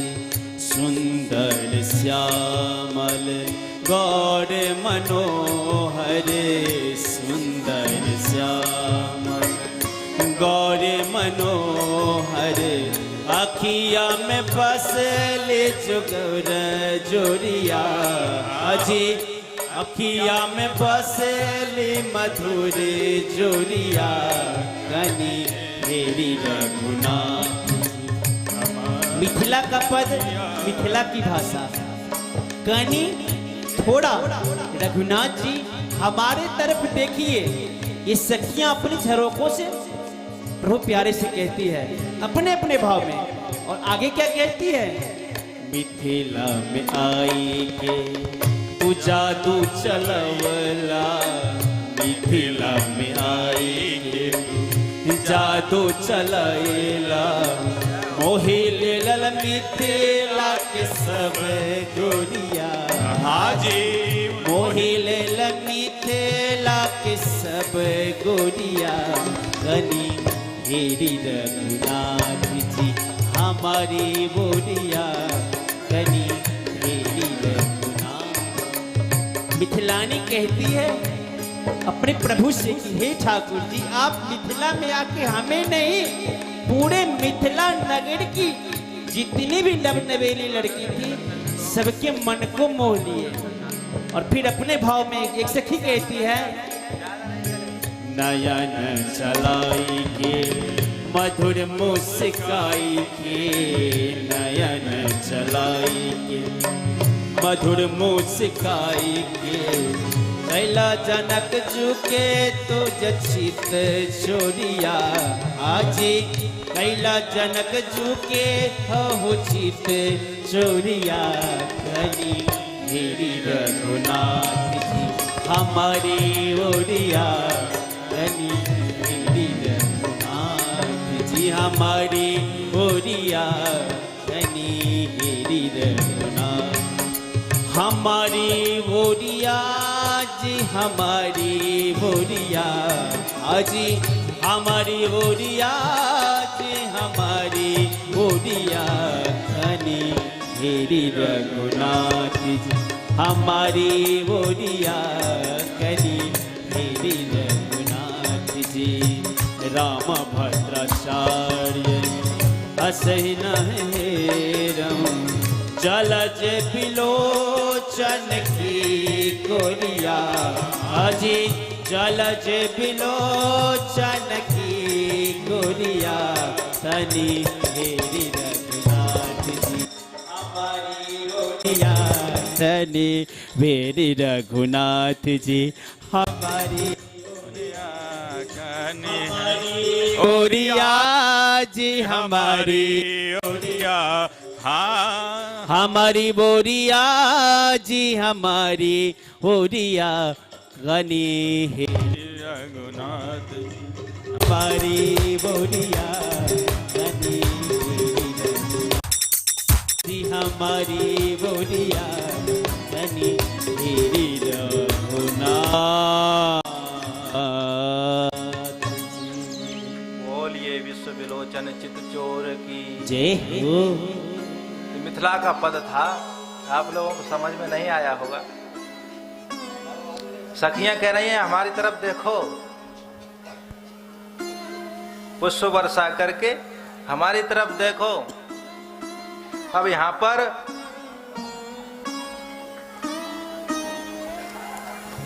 एक संत ने लिखा, श्री रसिक बिहारी जी महाराज ने, सखियां आपस में क्या वार्तालाप कर रही हैं राम जी को देख करके। निरपति किशोर श्याम गौर द्वय अनूप रूप, पूरे अवलोकी वे को आए हैं बाजार में। राजा के दो पुत्र, दो राजकुमार जो अनुपम रूप वाले हैं, अलौकिक सौंदर्य के खजाना है। कोई आया सखी फुलबरिया में, फुलबरिया नहीं है अभी। आगे फिर कुमार मैंने देखे सुंदर सखी दो कुमार। जय जय जय। तो सखी कहती है पूरे अवलोकी वे को आए हैं बाजार में। अभी फुलबरिया में नहीं आए हैं, अभी बाजार में आए हैं। जय हो। मराठी में कहें तो गांव में आए हैं। अभी गांव नगर दर्शन करने के लिए आए हैं। और सखियां कह रही हैं क्या सौंदर्य है हे सखी। छायो सोर भारी चाहूं और नर नारी। ऐसे कोई अजूबी चीज आ जाती है ना, तो लोगों की गर्दियों पे गर्दी इकट्ठे होते चली जाती है। जगह जगह 200 500 लोगों के झुंड दिखाई देती है, सारे रास्ते को बंद करके। तो वैसे ही छायो सोर भारी चाहूं और नर नारी। भीर, भीर मतलब गर्दी, चारों ओर गर्दी है। सुरती न काहू देह गेये की संभार में। न किसी को शरीर की सुधि है, ना घर की सुधि है। घर में क्या हो रहा है, अगर कोई चाय बनते चढ़ के आया तो चाय बनते ही गैस चालू ही है। भोजन चावल उबल रहा तो वो चावल उबलते ही रह गया। जिसने सुना वैसे स्थिति में किसी को कुछ समझ में नहीं आ रहा है, सब भूल भाल गए। रसिक बिहारी बर बाम जे सुदाम सब। रसिक बिहारी जी महाराज कह रहे हैं कि जो बरवाम, जो श्रेष्ठ मिथिलावासिनी है, श्रेष्ठ मिथिलांगनिया है, वह सभी धाये आई धाये आंगन अटारी को द्वार में। आय धाये आंगन अटारी को द्वार में। दौड़ करके कोई, अटारी मतलब 2 मला 2 तला ऊपर के घर पे, बिल्डिंग नहीं होती 2-3 मंजिल, उसके ऊपर अटारी पर चढ़कर कोई देख रहा है। कोई आंगन में और कोई द्वार की ओट लेकर के देख रही है। किवाड़ जो होता है ना, उसकी ओट से देख रही है, क्योंकि उस समय स्त्रियों को बाहर निकलने की छूट नहीं हुआ करती थी। अब तो कलयुग है महाराज। सर पे घूंघट भी डालने में लज्जा आती है। हाँ, बुरा लग रहा होगा तो सर पे घूंघट भी डालने में लज्जा आती है। उस काल में बालिकाएं भी रोड पर नहीं निकल सकती थी, इसीलिए इसको बरबाम कहा। श्रेष्ठ नारियां हैं, लज्जावान हैं। बरबाम जे सुधाम सवय आई धाय आंगन अटारी को द्वार में। फिरे फिरे किसी भौनो फिर की रहे न नेक। को खिड़की में को हिरकी किवार में। कोई खिड़की से ताक रही है, कोई किवार से ताक रही है। जिसका जैसे दाव लगता हो वहीं से ताक रही है, देख रही है। अवध बिहारी धनुधारी सुखकारी त्यागी। आंखें अब और को न आदर बिसेखेंगी। श्री रसिक जी अवध बिहारी जी कहते हैं कि अवध बिहारी रसिक जी महाराज कह रहे हैं कि अवध बिहारी जो धनुधारी हैं, इनको अब आंखों ने देख लिया, अब किसी और को नहीं देखेंगे, किसी और को आदर अब ये आंखें नहीं देंगी। क्यों? क्योंकि शंभु विदु विष्णु से अधिक स्वरूपवान, कौन दूसरा है समता में जिसे लेखेंगे। भगवान ब्रह्मा विष्णु शिव से भी अधिक सुंदर हैं, तो कौन है?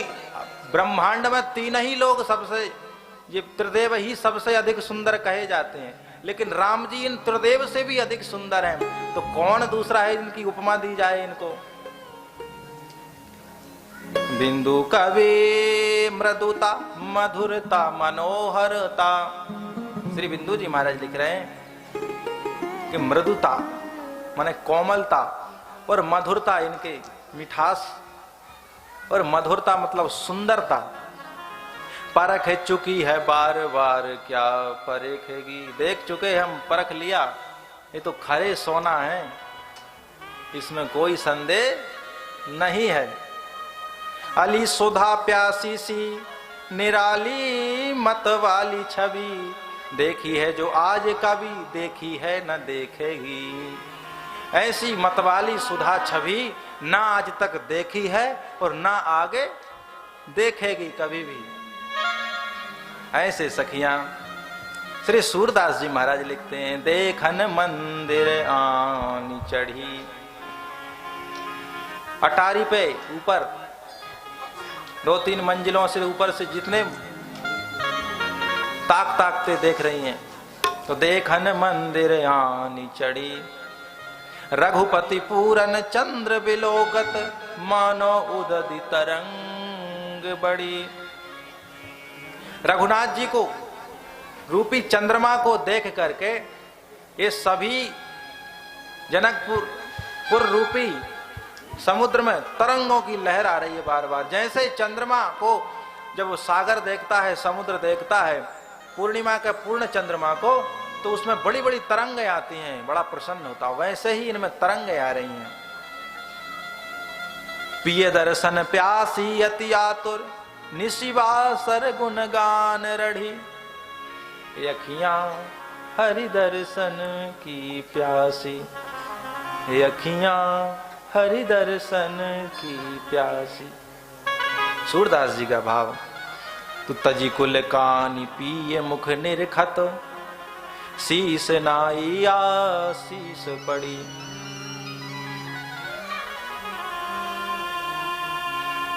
एक संत हुए, उन्होंने लिखा, चाखा चाहे प्रेम रस, राखा चाहे लाज, नारायण प्रेमी नहीं बातों के मतवार। भाई प्रेम भी करना चाहो और लज्जा भी रखना चाहो तो दो काम कैसे संभव होंगे? या तो प्रेम कर लो या लज्जा रख लो। तो जैसे मीरा जी ने सारी लज्जा को त्याग कर ताका पे रख दी, दीवार पर टांग दी, वैसे ही तजी कुल कानी पिय मुख निरखत। अभी तक तो घूंघट से देख रही थी, धीरे धीरे एक दूसरे की ओर देखती है, मेरे तरफ तो कोई नहीं देख रहा।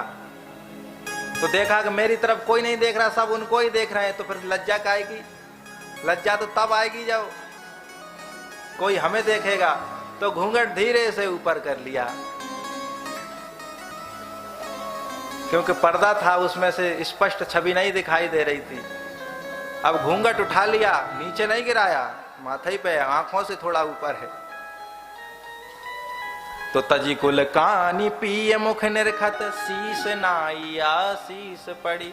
आशीर्वाद दे रही हैं, शीस प्रणाम भी कर रही हैं और आशीर्वाद भी दे रही हैं। भैया भई देह जो खे करम बस, ज्यों तट गंगा अनल दड़ी, सूरदास प्रभु दृष्टि सुधा निधि, मानो फेरी बनाई गढ़ी। इस प्रकार से अतिशय आनंद आ रहा है, ये सखियों का भाव। अब जो बालक इनके पीछे लगे हुए हैं, छोटे छोटे, अब ये बालक देख वृंद देखी अति शोभा, लगे संग लोचन मन लोभा। उसी समय जो लगे थे पीछे से, अभी उनके विषय में तो कुछ वार्ता किए नहीं। तो यहां पर श्री रसिक बिहारी जी महाराज कहते हैं, बाल को बाल बाल सो कहे हैं हम ऐसी सुनी। कोई बालक दूसरे बालक से कहता है अपने पड़ोस में खड़े हुए से, हमने ऐसी सुनी है कैसी कि वीरता बढ़ाए चाप तोड़ी बे सिधाए हैं। ये वीरता का परिचय देने आए हैं और ये बाण धनुष को तोड़ कर ही जाएंगे।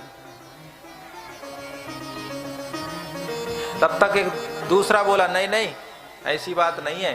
तो कैसी है? कौ कहे कौतुक बेलो की बे बधारे दो। ये तो ये धनुष यज्ञ को देखने आए, खेल देखने आए। और कौ कहे कौसुक भुराए इन लाए हैं। कोई कहे नहीं नहीं विश्वामित्र जी इनको घुमाने के लिए लाए। तो कोहू कहे हेरत बटोहीपुर, कोहू कहे रसिक बिहारी आज भूपति भुलाए हैं। किसी ने कहा कि अरे इनको देखते ही जनक जी भी भूल गए, ये तो ऐसे हैं।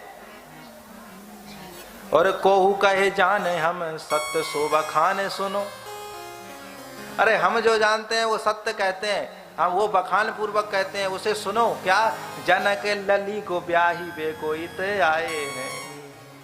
ये तो जनक सुता को ब्याहने के लिए आए हैं, उनसे विवाह करके ही जाएंगे।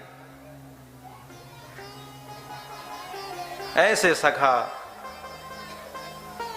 ओ बाल सखा जब राम जी से मिले आकर के, तो निज निज रुचि सब ले ही बुलाई, सहित स्नेह जाए दो भाई। सब अपनी अपनी रुचि के साथ भगवान को बुला रहे हैं और भगवान सबके साथ जा रहे हैं। अब देखिए सखा एक दो नहीं है, बहुत से सखा है। पूरे जनकपुर के सखा है। पूरे नगर में जब भ्रमण करे हैं तो पूरे गांव के बच्चे उनके साथ लग गए भगवान के, और सबकी इच्छा है कि हमारे घर आए, हमारे घर आए, हमारे घर। अब एक भगवान किस किस के घर जाएं? तो भगवान ने क्या किया? अमित रूप प्रगटे तही काला, और जथा जोग मिले सब ही कृपाला। अनेकों रूप धारण कर लिए और सबकी भावनाओं को पूरा किया। अब को बाल बोले तात न तात। अब इनकी दोस्ती हो गई है, पूरा नगर भ्रमण किए ना तो दोस्ती हो गई है, मित्रता हो गई है। हिंदी में कहें तो फ्रेंड रिक्वेस्ट भेजे, उन्होंने डन कर दिया, हाँ हमें स्वीकार है।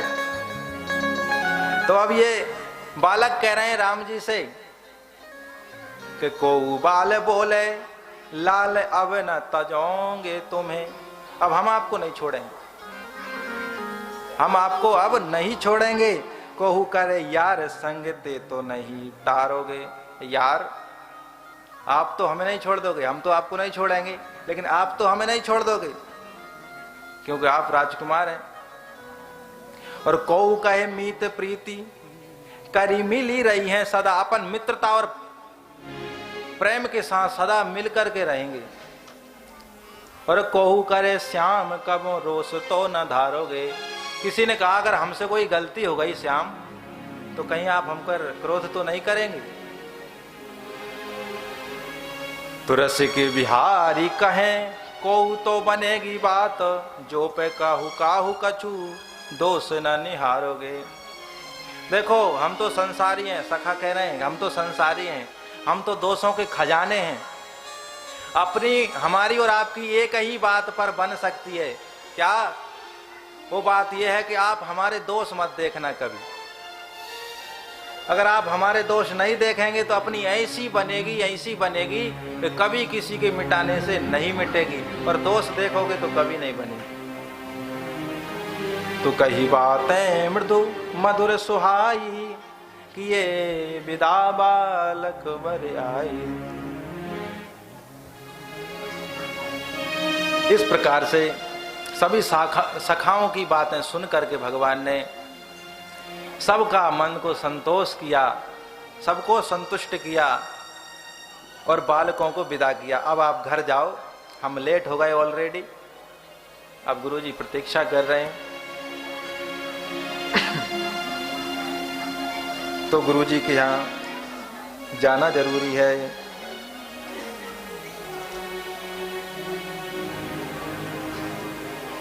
अब सबय सप्रेम विनीत यति सकुच सहित दो भाई, गुरुपद पंकज नाई सिर बैठे आय सुपाई।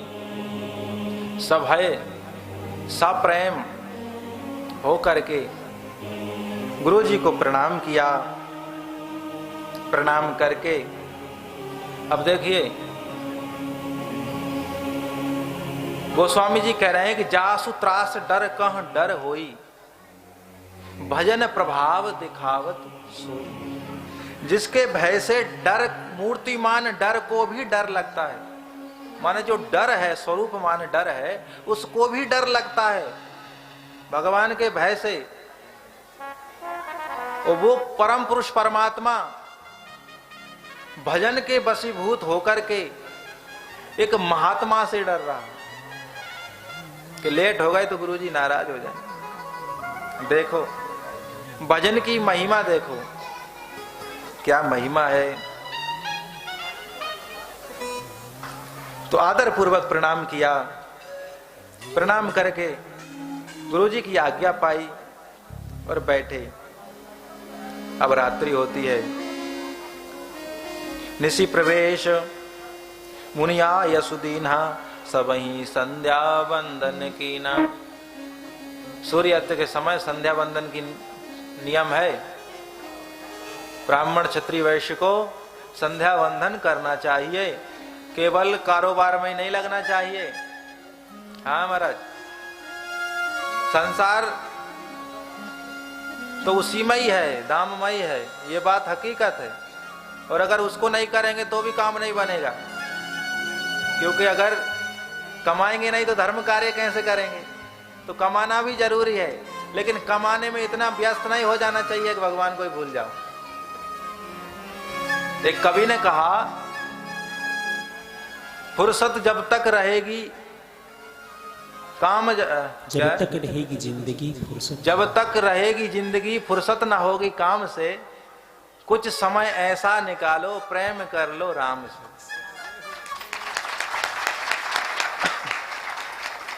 तो जब तक ये जीवन है, ये कोई ना कोई काम इसमें आते ही रहेंगे, परंतु जो अपनी एक दिनचर्या एक बना के रखनी चाहिए और कभी भी उस दिनचर्या से परे नहीं होना चाहिए। सुबह उठ करके स्नान ध्यान करो, भगवान का दर्शन करो, एक माला लेकर के भगवान का भजन करो।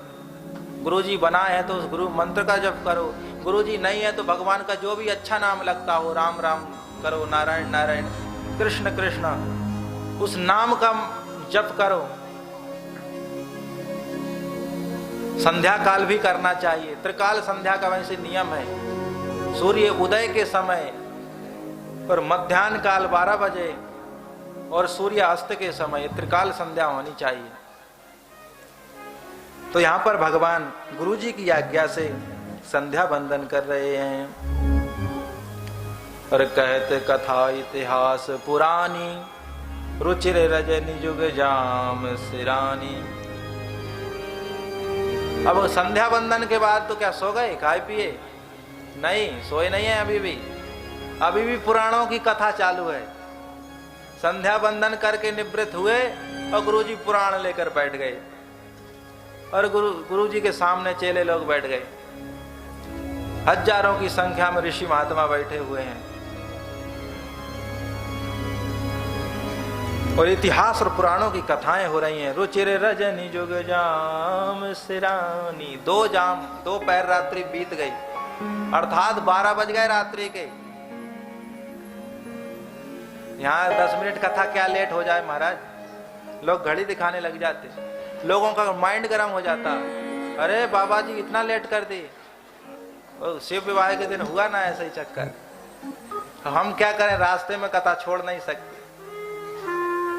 तो लोगों का माइंड गर्म हो गया। और यहां पर देखो 12-12 बजे तक कथाएं चल रही हैं।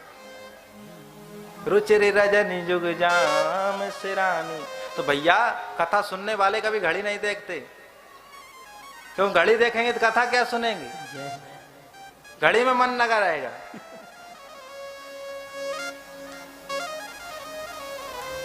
इसलिए कथा श्रवण करना चाहिए। मन बुद्धि चित्त अहंकार चतुर, जो अंतःकरण की चतुर इंद्रियां हैं, चारों इंद्रियों को लगा देना चाहिए भगवान की कथा में, तब कथा कुछ समझ में आती है।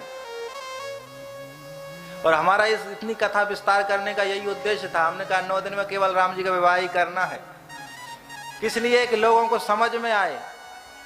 नहीं तो भजन संध्या कहानी किस्सा के माध्यम से कथाओं को व्यापार बना लिया लोगों ने, और वो लोगों को लूट रहे हैं।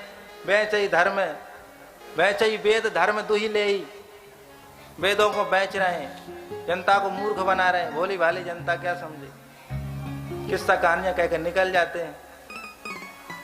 कथा का यह रूपक नहीं है। कथा समझ में आनी चाहिए, और अगर कथा समझ में ना आए तो जो शब्द समझ में नहीं आया वो पूछना चाहिए बाद में, समय निकाल करके, कि इसका आशय क्या है। ऐसा मत करने लगना कि सब उठ उठ खड़े हो जाओ और हमसे ही पूछने लगे।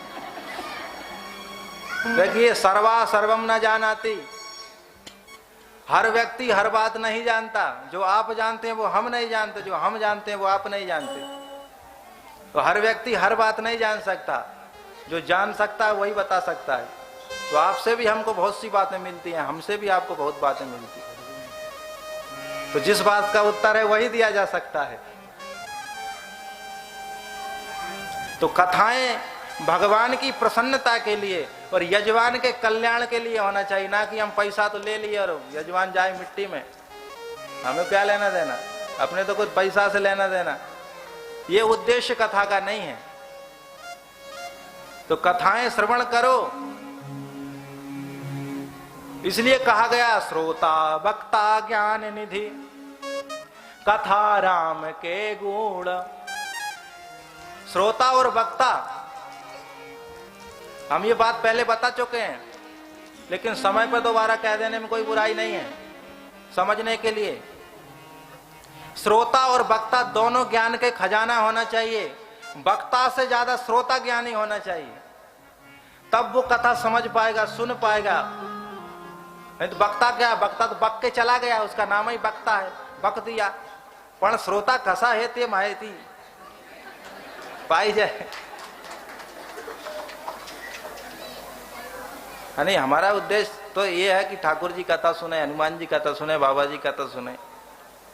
मेन उद्देश्य हमारा ये है। पण इनको इतना विस्तार करने की आवश्यकता नहीं है, ये सब ज्ञानी है, महापुरुष हैं। लेकिन ये बातें आपको बताना जरूरी है। कथाएं किस लिए की जाती हैं, धर्मांतरण क्यों हो रहा है, धर्मांतरण का उद्देश्य क्या है। क्योंकि हम कथाएं नहीं सुनते तो हम धर्म को कैसे जानेंगे। जब हम धर्म को नहीं जानेंगे, धर्मांतरण तो होगा ही ना, धर्म के लोभ में चले जाएंगे। शास्त्र कहता है अपना धर्म अपना है और दूसरे का दूसरे का है। अरे भैया, दिन भर मजदूरी करो, शाम को सूखी रोटी खा लो, लेकिन सीना उसमें फूला हुआ रहेगा। बात समझ में आई? क्योंकि वो हमारी मेहनत की, खून पसीने की रोटी है, और हम दूसरे से मांग के अचार घी और उसमें लगाकर खाएंगे तो दूसरा कुछ भी कहेगा वो सुनना पड़ेगा, क्योंकि उसका खाया है। तो हमारा धर्म हमारा है, दूसरे का दूसरे का है। भले ही उसमें कितने हीरे मोती क्यों न जड़े, वो त्याज्य है और हमारा स्वीकार्य है।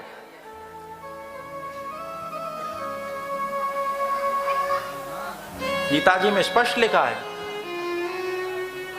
इसलिए कथाओं वक्ताओं में कमी है और श्रोताओं में उससे ज्यादा कमी है, क्योंकि अधिक से अधिक गर्दी करके सुनते हैं।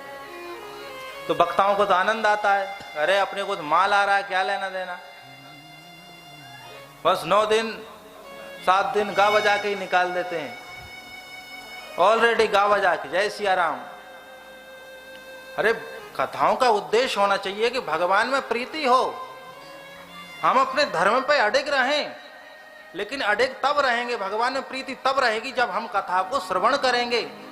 लेकिन हम गलत तो हम खुद हैं ना, दूसरे को दोष क्यों देंगे?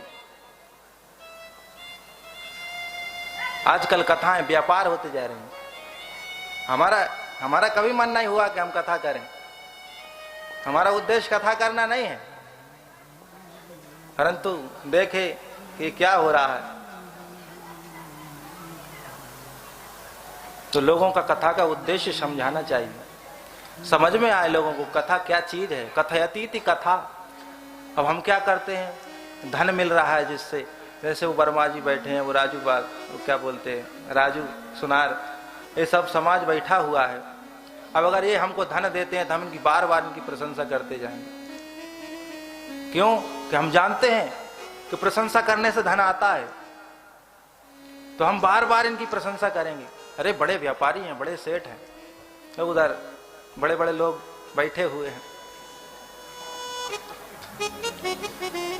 तो हमने अगर पैसा लक्ष्य बना रखा है कथा के माध्यम से, तो हम इनकी प्रशंसाएं करते जाएंगे। क्यों? कि हमको तो दक्षिणा मिल रही है ना।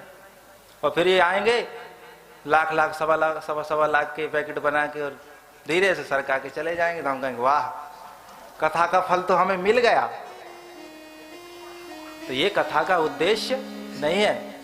श्री महाराज जी बैठे हैं और ज्यादा बोलना उचित नहीं है कि ढिठाई हो रही है, इसलिए हम क्षमा प्रार्थी हैं श्री महाराज जी के।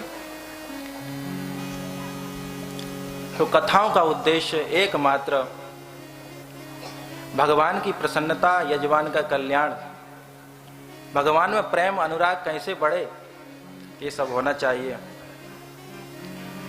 तो सबई संध्या वंदन कीनी। अब संध्या वंदन किए, कथाएं श्रवण किए, अब समय आया विश्राम का। तो मुनिवर शयन कीन तब जाई, लगे चरण चापन दो भाई। श्री रामलाल जी और श्री लखनलाल जी दोनों भाई जैसे ही महर्षि विश्वामित्र शयन अपनी आसन पर गए, तैसे ही चरण दबाने लगे। और तब तक दबा रहे हैं जब तक श्री विश्वामित्र जी कह नहीं रहे कि बार बार मुनि आज्ञा दीन ही। देखिए, कुछ जगह आज्ञा का अतिक्रमण करना पाप नहीं होता है। जैसे सेवा करते समय, भोजन कराते समय, अब कई लोग बहुत संकोची होते हैं, भोजन कहने पर भी नहीं करते, इसलिए उनको जबरदस्ती कराना पड़ता है, हाथ पकड़ के उठाओ चलो। लेकिन ऐसा वही करेगा जब उन्हें समझ सकता है, सब कोई नहीं समझ सकते। तो भोजन के समय वो नहीं कह रहे हैं तो एक रोटी जबरदस्ती देने में कोई वो आज्ञा भंग का दोष नहीं लगता है। और सेवा के समय में गुरुजी बार बार आज्ञा दें कि नहीं सेवा मत करो, हो गया, लेकिन फिर भी सेवा करनी चाहिए। अब सेवा में भी विवेक होना चाहिए। सेवा कैसे करना चाहिए, एक दृष्टांत सुनाते हैं, हंसना नहीं, बड़ा सुंदर दृष्टांत है। एक के यहां गुरुजी आए और वो आए थे थोड़ी ग्रीष्म ऋतु में, गर्मी के समय में। तो उसने बड़ी सेवा करी गुरुजी की, बढ़िया ठंडे पानी से नहलाता था, कूलर लगा के रखता था। उतने पर भी उसे संतोष ना हो तो उसको डबल और उसमें ठंडाई बर्फ वगैरह डाल के गुरुजी को बढ़िया से सेवा किया। खूब चरण दबाए, खूब मालिश करे। अब उसका जो पड़ोसी था वो कहे कि अब हमारे गुरुजी आएंगे तो हम भी ऐसा ही करें। लेकिन समय की बात, इसके गुरुजी गर्मी में आए थे और उसके गुरुजी हेमंत ऋतु में आ गए। क्या करें, दिसंबर जनवरी के महीने में। अब इसने ये तो सब लिख करके रखा था, हम तो इससे भी बढ़ चढ़ के करेंगे। तो महाराज वो 2-4 घड़े से ही स्नान कराता था, ये 108 घड़े भर के रखे और रात को भर के रखे और सुबह स्नान कराए। कूलर लगा के रखे। अब वहां अग्नि की जरूरत है, कूलर की जरूरत है। इस प्रकार से गुरुजी को उसने ठंडी में अकड़ा दिया और गुरुजी परम धाम चले गए। तो सेवा विवेकपूर्ण होनी चाहिए, सेवा में विवेक होना चाहिए। आज्ञा भंग उतने ही तक है जहां तक हो सकती है, अति आज्ञा भंग नहीं होनी चाहिए। तो गुरुजी बार बार आज्ञा दे रहे हैं, रघुनाथ जी शयन करिए। तब रघुनाथ जी ने शयन किया और चापत चरण लखन उर लाए, सब है सप्रेम परम सचुपाए। अब राम जी शयन किए तो लक्ष्मण जी चरण दबा रहे हैं। पहले दोनों भाई गुरु जी के दबा रहे थे, अब लखन लाल जी राम जी के दबा रहे हैं।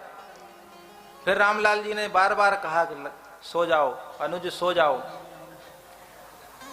तो पुनि पुनि प्रभु कहे सो बहु ताता, प्रोणे धरि और पद जल जाता। सेवक है लक्ष्मण जी महाराज।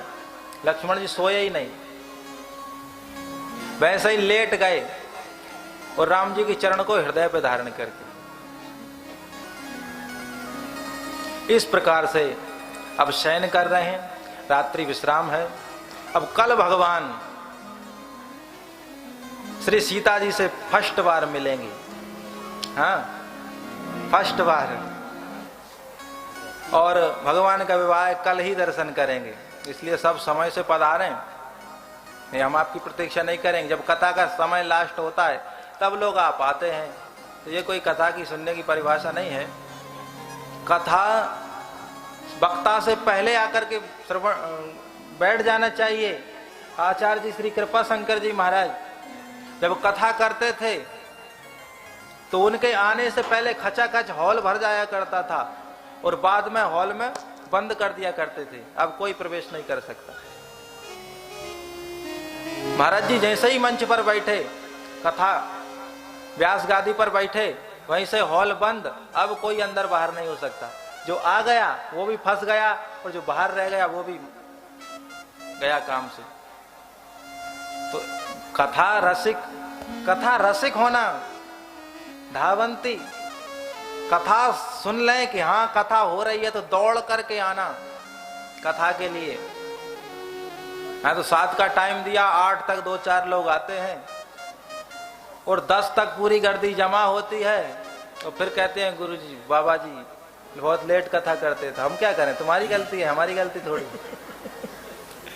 इसलिए कल सब समय से पधारें। बस कल की तो कथा है, परसों किसने देखी है। तो श्री सीतारामचंद्र भगवान की जय। कभी राम बने के कभी श्याम बने के, चले आना प्रभु जी चले आना, चले आना प्रभु जी चले आना। जय हो।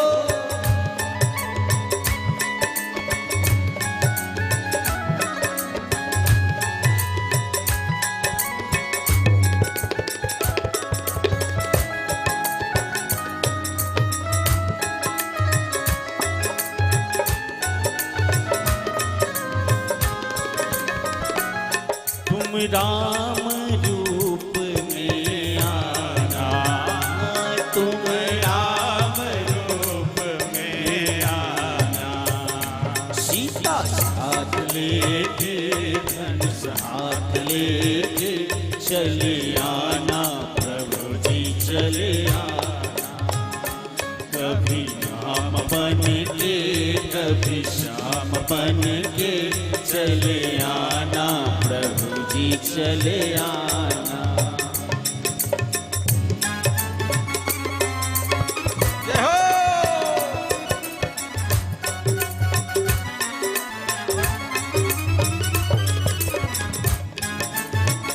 जय हो।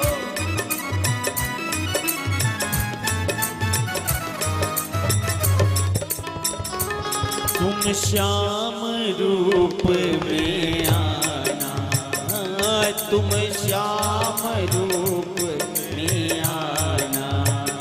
राधा साथ लेके मुरली हाथ लेके, चली चले आना, चले आना प्रभु जी चले आना।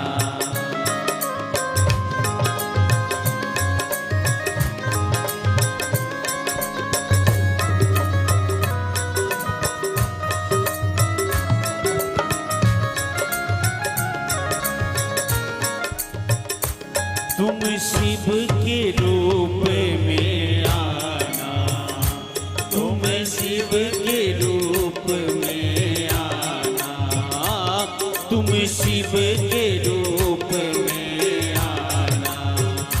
गौरा साथ लेके डमरू हाथ लेके चले आना प्रभु जी चले आना। कभी हम बन के कभी श्याम बन के चले आना प्रभु जी चले आना।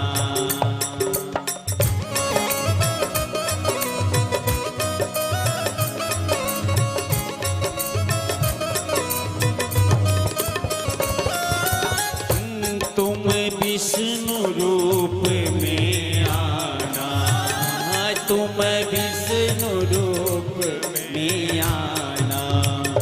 लक्ष्मी साथ लेके चक्र हाथ लेके चले आना प्रभु जी चले आना।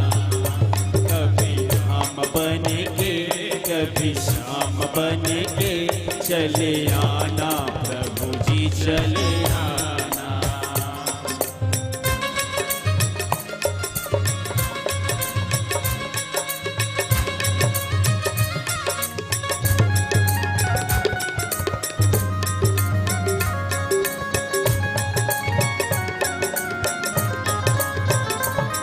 तुम गणपति रूप में आना, तुम गणपति रूप में आना।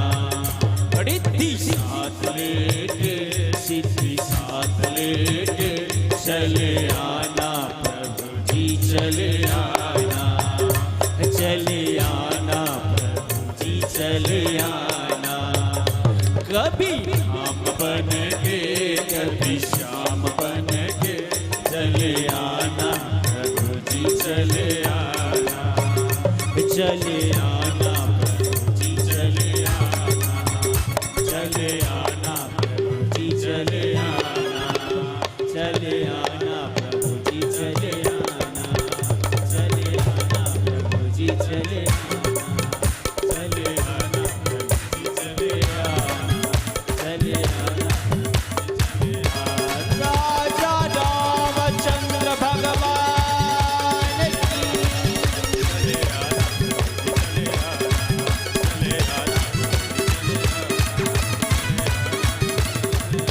की तेरे बस की नहीं है, यहाँ सरे देखे होती है सौदे, आशिकी इतनी सस्ती नहीं है। ये तो प्रेम की बात है दूधो, बंदगी तेरे बस की नहीं है।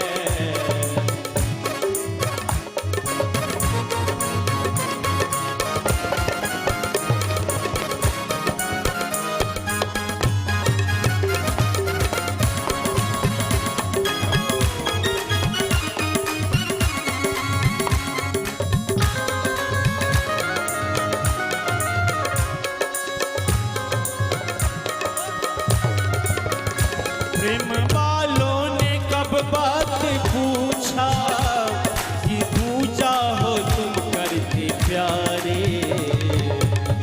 प्रेम वालों ने कब बात पूछा कि पूजा हो तुम करते प्यारे। यहाँ पल पल में होती है पूजा, यहाँ पल पल में होती है पूजा, सर झुकाने की फुर्सत नहीं है। प्रेम की बात है वो, बंदगी तेरे बस की नहीं है। तो प्रेम की बात है वो।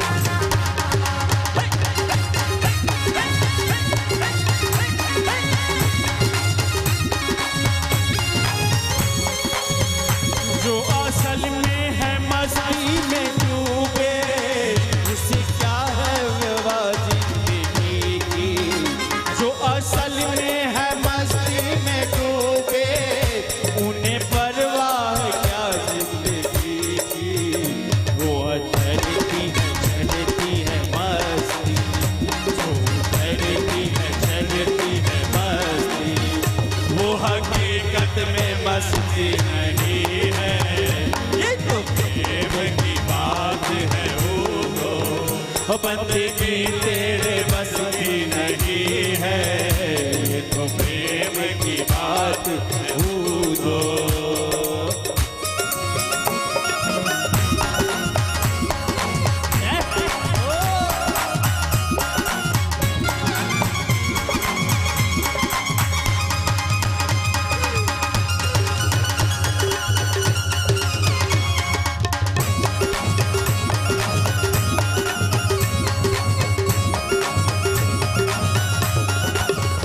जिनकी नजरों में है श्याम प्यारे, वो तो रहते हैं जग से निराले।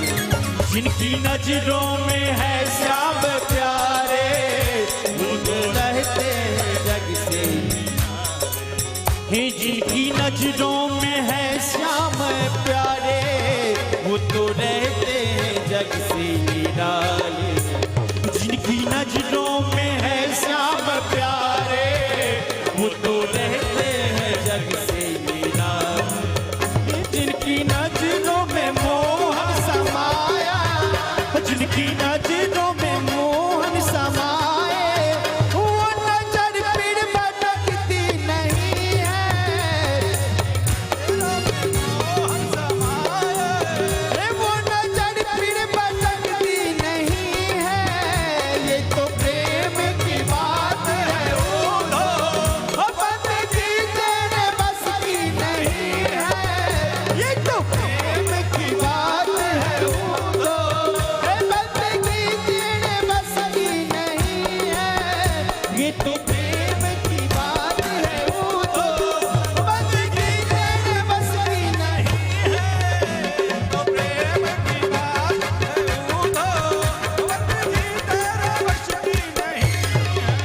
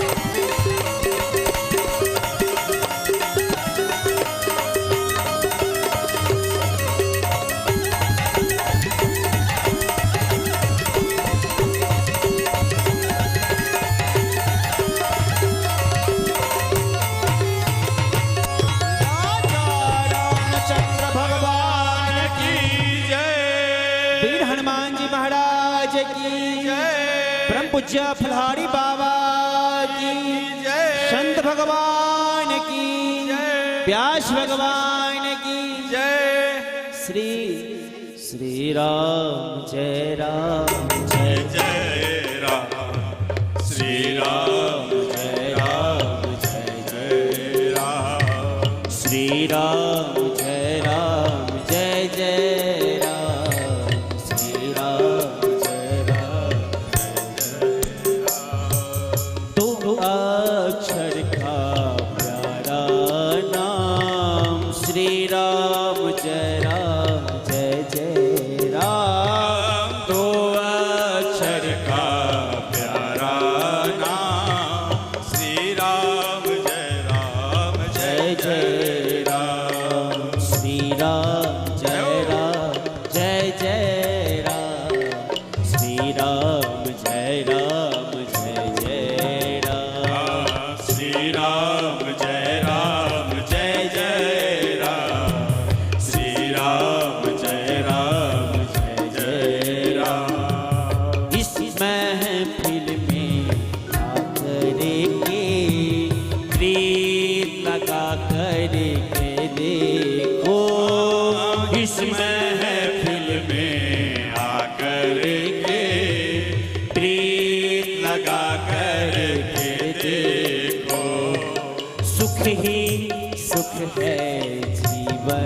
में इसको गा करके देखो। सुख ही सुख है जीवन में, इसको गा करके देखो।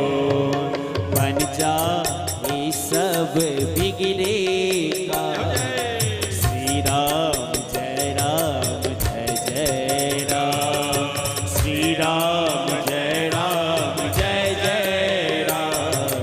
श्री राम जय राम जय जय राम। हम तेरे दीवाने, हमको क्या मथुरा और काशी क्या। हम तेरे दीवाने हमको क्या मथुरा क्या काशी क्या।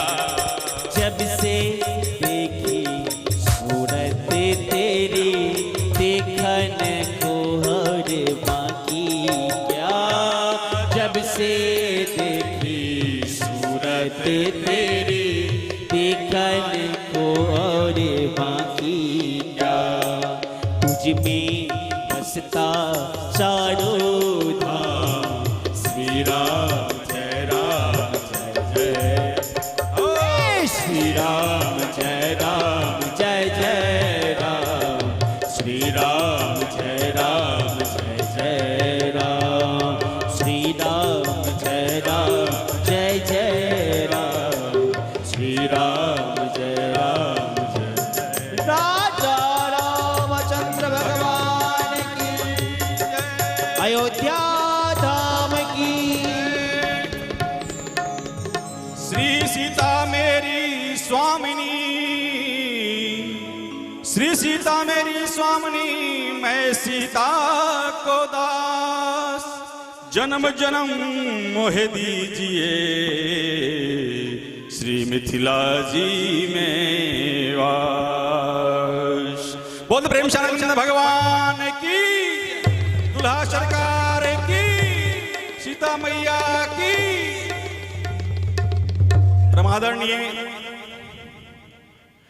प्रमादरणीय व्यास मंच, आदरणीय समस्त सेवकगण, मुख्य अतिथिगण, श्रद्धालुगण एवं याजमानगण, आज मुझे यह कहते बहुत हर्ष हो रहा है, बहुत गर्व महसूस हो रहा है कि आज मालेगांव की इस धरती पे, जहां पे दूर दूर तक कोई रामधुन क्या, ये भगवान रस क्या। आपने देखा होगा कि रस खान भी जब भगवान के शरण में आने के बाद प्रभु की गुणगान करने में बखान करने लगते हैं, तो आज जो यह भक्त समाजों के द्वारा भव्य आयोजन हुआ एवं श्री व्यास जी के द्वारा दिव्य कथा रस वाचन हुआ एवं श्री गोपाल महाराज के द्वारा जो गायकी हुई, तो उससे बड़ा एक छोटा सा याद आता है कि हमें तू छोड़ दे चाहे, हमें तू छोड़ दे चाहे किसी काम का बना दे। हमें तू छोड़ दे ना चाहे किसी काम का बना दे, ना सुबह का बनाया है तो शाम का बना दे। ए आने वाले वक्त तू जरा ठहर तो सही, शरण में आकर देख फिर मुझे राम का बना दे। बोल प्रेम श्री राम भगवान की। आज शुक्रवार का दिवस अष्टम दिवस है और आज की पूजा की यजमान श्री राजकुमार जी गुप्ता एवं परिवार, श्री हरिभाव मंडली एवं परिवार, श्री दिलीप जी शर्मा एवं परिवार, एवं आज के आरती की यजमान हैं श्री राजकुमार जी गुप्ता एवं परिवार, श्री दिलीप जी शर्मा एवं परिवार, श्री हरिभाव जी मंडल एवं परिवार, श्री राजू भाव फुलमाकी एवं परिवार, श्री घनश्याम जी वर्मा। आप लोगों से नम्र निवेदन है कि कृपया मंच पर पधारें और साथ में कहना चाहेंगे ये साई आर्ट्स अकादमी, इन्हें मेरा तहे दिल से मेरा खासकर मेरा 1000 बार नमन है, क्योंकि इन्होंने जैसी प्रतिक्रिया बनाई है, आज से पहले भी इन्होंने बनाया था। यह कोई मामूली कला नहीं है कि बोलते हैं कि कोई हमें बुरा तो कोई भला बोलता है, कोई हमें बुरा तो कोई भला बोलता है। सुना हूं कलाकारों का तो कला बोलता है, और यूं ही चिल्लाने में कुछ रखा नहीं है प्यारे। अगर व्यास हो तो व्यासों का गला बोलता है। तो एक बार उनके आदर से साथ में बुलाएं श्री भाग्यश्री पाटिल, श्री ओम बोरसे, श्री राजेश जी बागुल एवं कल्याणी बागुल। आप सबों से नम्र निवेदन है कि आप मंच पे पधारें एवं आरती में सम्मिलित हों। जय सिया राम।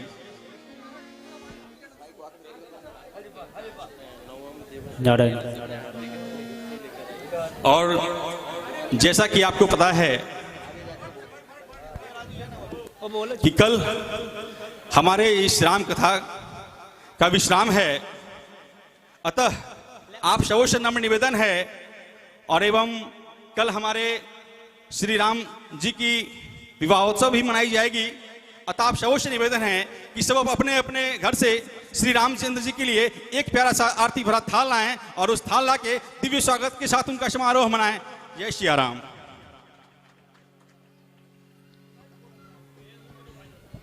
सर्वांना कळालं का भाऊंनी काय सांगितलं?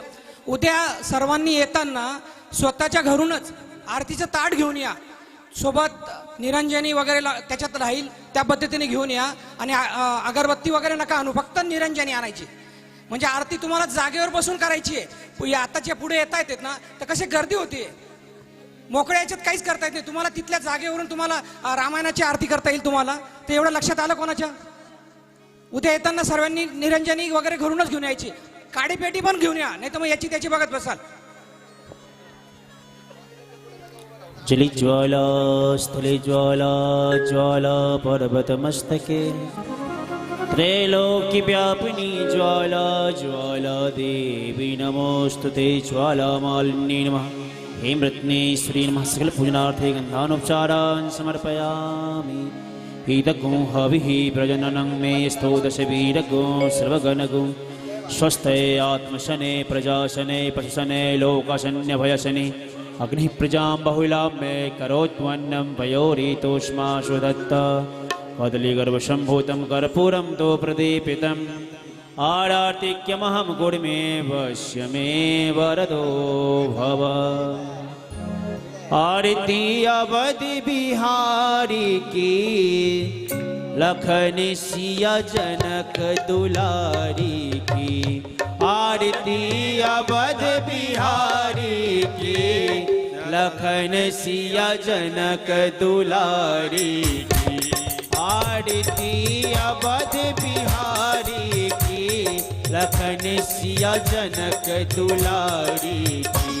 आरती अवध बिहारी की लखन सिया जनक दुलारी की। शीस पे कीट मुकुट शोभे हो शोभे चंद्रिका की छवि मन मोहे ओ मोहे। लखन सेवा बलिहारी की जनक सिया जनक दुलारी की। आरती अवध बिहारी की लखन सिया जनक दुलारी की। आरती अवध बिहारी की लखन सिया जनक दुलारी की। एक पोलन पे अलके झलके हो झलके हसन पे बिजली सी चमके हो चमके। एक पोलन पे अलके झलके हो झलके हसन पे बिजली सी चमके हो चमके। देख गजरारे नैना की लखन सिया जनक दुलारी। आरती अवध बिहारी की लखन सिया जनक दुलारी। धन्य सरयुग निर्मल नीरा हो नीरा भरत रिपुतलन महावीरा हो वीरा। धन्य सरयुग निर्मल नीरा हो नीरा भरत रिपुतलन महावीरा महावीरा। चरण से बाधन धारी की लखन सिया जनक दुलारी। आरती अवध बिहारी की लखन सिया जनक दुलारी। जुग जिये जुग जुग श्याम लता जोरी हो जोरी बजोरे मन सब माया तोरी हो तोरी तरस हित युगल बिहारी के गगन सिया जनक दुलारी आरती अवध बिहारी की लखन से जनक दुलारी की आरती की जय हनुमान जी लला की दुष्ट दलन रघुनाथ कला की जाके बल से गिरवर कापे योगी तो से जाके निकट न झाके अंजन पुत्र महाबलदाय संतन के प्रभु सदा सहाय आरती की जय हनुमान जी लला की दुष्ट दलन रघुनाथ कला की देवी रघुनाथ पठाए लंका जाड़ सिया सुदिलाए लंका से कोटि समुद्र सिखाए जात पवन सुत बार लाई आरती की जय हनुमान जी लला की दुष्ट दलन रघुनाथ कला की लंका जाड़ सिया सुदिलाए सिया राम जी काज सवारे लक्ष्मण मूर्छित परे सवारे आदि सजीवन प्राण कुबार आरती की जय हनुमान जी लला की दोस्त दलन रघुनाथ कला की बैठी पताल तोड़े चमकाए वही रावण के भुजा बुखारे बाएं भुजाय सुर दल मारे दहिने भुजा संत जन तारे आरती की जय हनुमान जी लला की दोस्त दलन रघुनाथ कला की जो हनुमान जी के सुर नर मुनि जन आरती उतारे जय जय जय हनुमान जी उचारे कंचन थार कपूर लो छाए आरती करते अंजना माय आरती की जय हनुमान जी लला की दुष्ट दलन रघुनाथ कला की आरती की जय हनुमान जी लला की दुष्ट दलन रघुनाथ जो हनुमान जी की आरती गावे वसी वैकुंठ परम पद पावे जो हनुमान जी की आरती गावे वसी वैकुंठ परम पद पावे आरती की जय हनुमान जी लला की दोष दलन रघुनाथ कला की आरती की जय हनुमान जी लला की दोष दलन रघुनाथ कला आरती की जय हनुमान जी लला की दुष्ट दलन राजा राज भगवान कृष्ण देव भगवान की अयोध्या धाम की सरयू मैया की हनुमान जी महाराज की काशी विश्वनाथ की गंगा मैया की हड़ की अधड़ प्राणियों में विश्व का ज्ञान हो माता जय हो पार्वती पते हर हर महादेव।